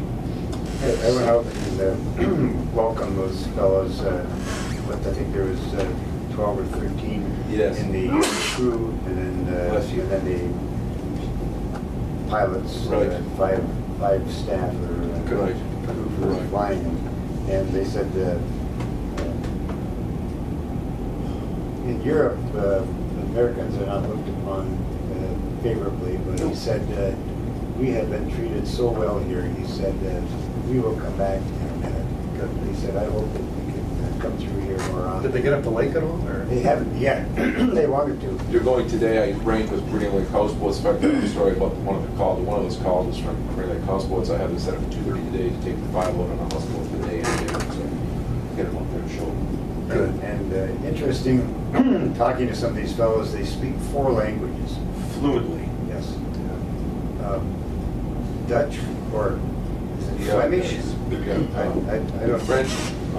French, German, and English. Yep. They just need to add bureaucracy to that. So, but they said that they have just been treated so well here. That's true. Yeah. And 2 of the crew members, the 2 loadmasters are female. And she said that they are the only 2 female members in the Belgian Air Force. Oh, really? They're an extraordinarily nice group of people. I mean, they are. Yeah. Really nice. You mean tell me this is the whole Belgian Air Force? It's 1 of 10. It's, they have 10 hercs. They get 10 hercs? They have 10. Yeah. I'm glad there's support for this. We don't want to start an international incident here. No, that's wonderful. Their country is something like what, 300 kilometers long. So when they, I shouldn't laugh. It's not funny, but it's so interesting. They're in their mind. They're trying to conceptualize driving to Idaho. And oh my God, and so we my wife Google mapped up, and we had all these, 8.5 by 11 sheets of paper on top, and taped them together. And then one guy looks at me and he goes, "That is a great distance." Yes, it is. That'll take us days. I said, yes, it will. I'm a North Dakota alum, and you've got some North Dakota alums from the SEH team. Yeah, And you those know what the people. Belgian Air this is Force, cool. what their mascot, you gave them the patch, it's the Fighting Sioux. It is. It's pre-Grand Forks School. It was originally in World War I. The stop with the camels, the scouting teams in the Belgian Air Force. And the commander of the Belgian Air Force at that time was a fan of the American Native Indian, particularly a Sioux. And he came up with the headdress chief that was on the side of the aircraft, the stop with camels. Then officially in World War II, they took that as their emblem, and the commander gave me his. I kept pointing at it, and he kept looking at me like I said, well, that's an American Indian. He said, well, yes, and he called it Psyox. And I didn't want to be mean. I said, yes, sir. I said, yeah, but yeah. So I have his patch. It's pretty cool. So, and Billy, who works for me part time, he's native, and he found that was big medicine. I'm telling you. So, Pretty good. yeah. So, but that's it. Thank you. All right, ready for the summer and mowing Yes, and all we're that? getting there. Yep. Because the grass is starting to grow. But right now it is, and you get 90 days of positive flow. So Very good. thank you. Thank you, Thor. Secretary's report. Ira did not have any. She's quiet. We'll take that for That's good. It's a good sign. this morning. All right. Member Hadwick. Nothing, Brian and I are going to be going till later tonight. Oh, that's right. We got a long day here. Yeah. Well, they'll be the big falls here by 1 o'clock. Right, yeah. That's a long trip. That's not further. Okay. In Big Falls, you're going to have a great show, though. The Sky Crane started working Oh, did they? yesterday, well, the day before, setting power poles.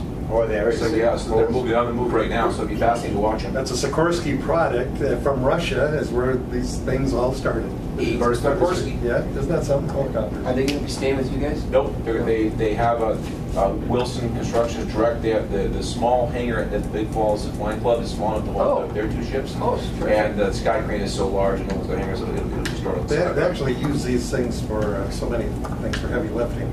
But a friend that was in Vietnam with me went on, did a career, and ended up with Air Alaska as the chief mechanic. But he started out when he got back home working for a big logging operation. They used, of course, the Sky Cranes, and he was maintaining the helicopters. And they use them, that's huge timber, and they haul these. God, he sent me pictures. The loads that those things can pick up, and all, it's unbelievable. They're burning 10,000 gallons of fuel every 6 hours. 10,000. The other interesting thing about it is that the time, talking with the Wilson Construction folks, you get to learn, it's fascinating. And so when they start the process off, they're lifting, of course, it's all staged, right? So you have the towers ready to go, and of course it's all timed. It's click, click, click. So they started off yesterday. The first one, quote unquote, went slow. It was like 22 minutes. Okay, so from pick it till set it, release it, and then go back, grab another one. They started off 22 minutes, and I think within 9 towers or 11 towers, something like that, 9 towers, they were down to 9 to 10 minutes. But the equation of that is fascinating. On an average cost basis, it's $30,000 per tower. So time is the deal. So now as they get further and further, the hulls are going to be further. Yeah, exactly, and that's why they're trying. They try to, they try to cut those laydown yards and relatively, get as close to the project as they Exactly. can. No, that's it. Thank you, Mr. Chair. Commissioner McBride. Thanks for the show last week. That was fun. I could almost touch it. Yeah, it's cool. How high off the ground was that? 747. Yeah, and on the first pass, the quote unquote the high speed pass, looked like he was standing still. He was about 300 feet above the ground. Really? And somebody said 240 knots. Yeah, Airspeed. Oh yeah, he was. He had pretty good wind. Yeah. Which is crazy, and reminding of how large the aircraft is and how slow it looks. And Sean can testify to the fact is that it looks so slow, but they were 300. They were right at the old Color Barber max speed. So it looks like it was standing still in the first pass. That's as fast as she goes in the gas. That's it. I was on the 9th tee box on the golf course, and I know I could have hit it with a pitching wedge. Oh yeah, I know you could. I know that about The wing tips, I mean, we can almost touch them, but it was what it was. With no names mentioned. What did you say about a gentleman who ran home and crawled? Junior Collin is still under his bed, right over his Commissioner would have house. said United States of America. I don't want to. Never mind. Junior, he always had an airplane when he was. Yeah, as always, the phone rings, of course, and everybody knows, of course. They're all experts, right? And I don't want. I just. What were they doing? Oh, great question. There was a young man who worked for me years ago, and he left here in 90 or 91, and he went in the Air Force, and successfully made the show and became a 47 pilot. And upon his retirement, the boss asked him, "What do you want to do? What do you want to do with the airplane, et cetera, et cetera, et cetera?" And he said, "Well, I'd like to go to International Falls and shoot a couple of approaches up there. Can I do that?" And the boss said, "Yeah, you can do that." So, and Sean would testify to the fact that's probably a general is probably giving him that permission to do that. Sure. Colonel plus general, yeah. And that's what they did. So he came up and shot a couple of approaches and Where he started. That's where he started. And now he's leaving the Air Force and he's going into he's going to work as a private contractor for Boeing. All over Pretty neat. Great connection. Thank you. Thank you. Commissioner Briggs. Just moving into the summer mode, planes are filling up. And numbers are still climbing. Speaking of which, is it baking hot in your garage area? Yeah. It is? Okay. And so next week we'll start a full 14 flights every day. Okay. We're still we're still keeping the early flight, or well, not moving to that later mode in July. Second flight, so that's a good thing. So hopefully SkyWest has heard us saying that. Thor and I spent some time on the phone with them. Hopefully we were able to get some change there. So. The heat issues in your bay, if I could, Mr. Chair, is that an issue or a problem, or? Not really. That's, and when you got both doors opening up. It's unavoidable. Yeah. Thank you. I wouldn't say it's a major problem. Because you kind of have the sift right loose. You get that heat You out. leave the doors closed. And,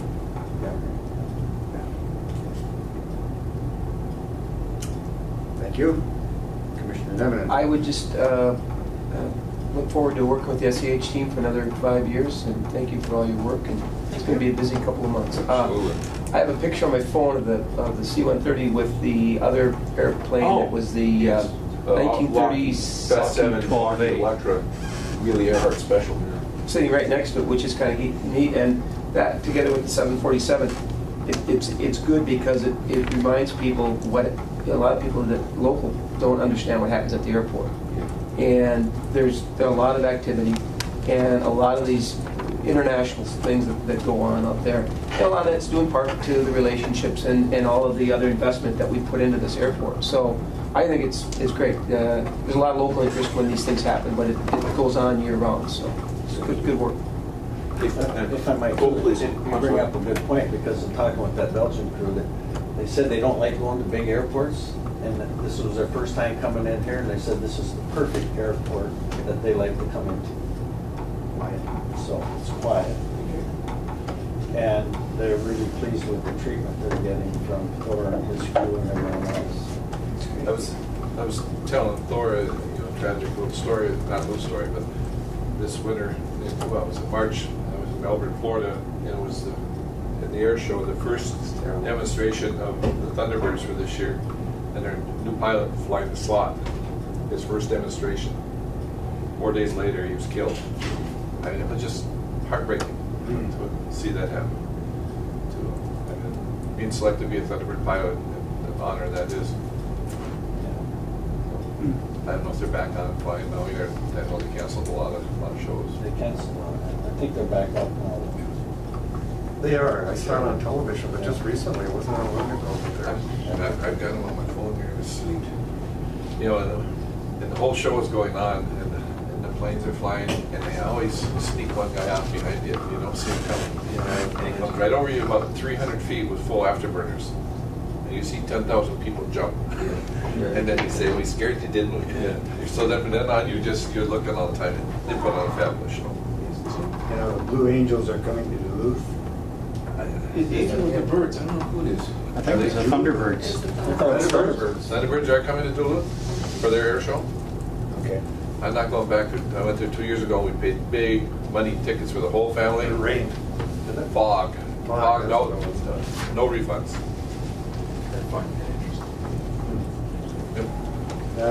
The only item I have, the DNR was out there on Sunday or Monday. They were with loads of looked like foam or something that they were loading up, or they had trailers out in the parking lot. I'm just wondering if you knew what that would have been. There's a DNR truck pulling it. Was it, or was it on the other side, was it the fishery side with the insulated aquariums and oxygenators? I could have been too, I don't know. I just know there was large containers on trailers. Right. I think that was the fish side. Okay. Yeah. All right. Something fishy about that. Yeah. Running, if I may run back, what Paul said, one of the part of the story, if I may, I don't want to go too long, but we also had 2 international flights that came through. One was actually going outbound, the other one came inbound, and they had been over at Israel, in Jerusalem for the embassy opening, so they were there with the Private plane? Yep. Okay. All right, next meeting's June 20th. Plan on a full big day. And then now July meeting with that is the 25th. Will that work here? If we do the 26th or the 24th? Yeah, Still work for, Okay. All right, so July 25th for the July meeting then?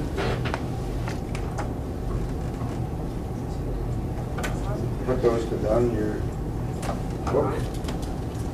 All right. Anything July further? 25. Okay. Thank you, SCH team, and glad you're with us again. we are too, thank you. Thank you. I may have to drag you into that sewer project, but I've got you for 5 more years. There's actually a funny story with that, because we had Jason with us the last time we picked him up. Yeah, he told us that. And we went to check out his site, and I knew they didn't care for all the sharp turns that I took to. No, in here for 2 sharp turns. He went like this, and he went like this. And my stomach was a little sensitive to that. You read the instruction manual. Keeps you awake, huh? All right, nothing further to come before this airport commission meeting. We'll stand adjourned. Thank you.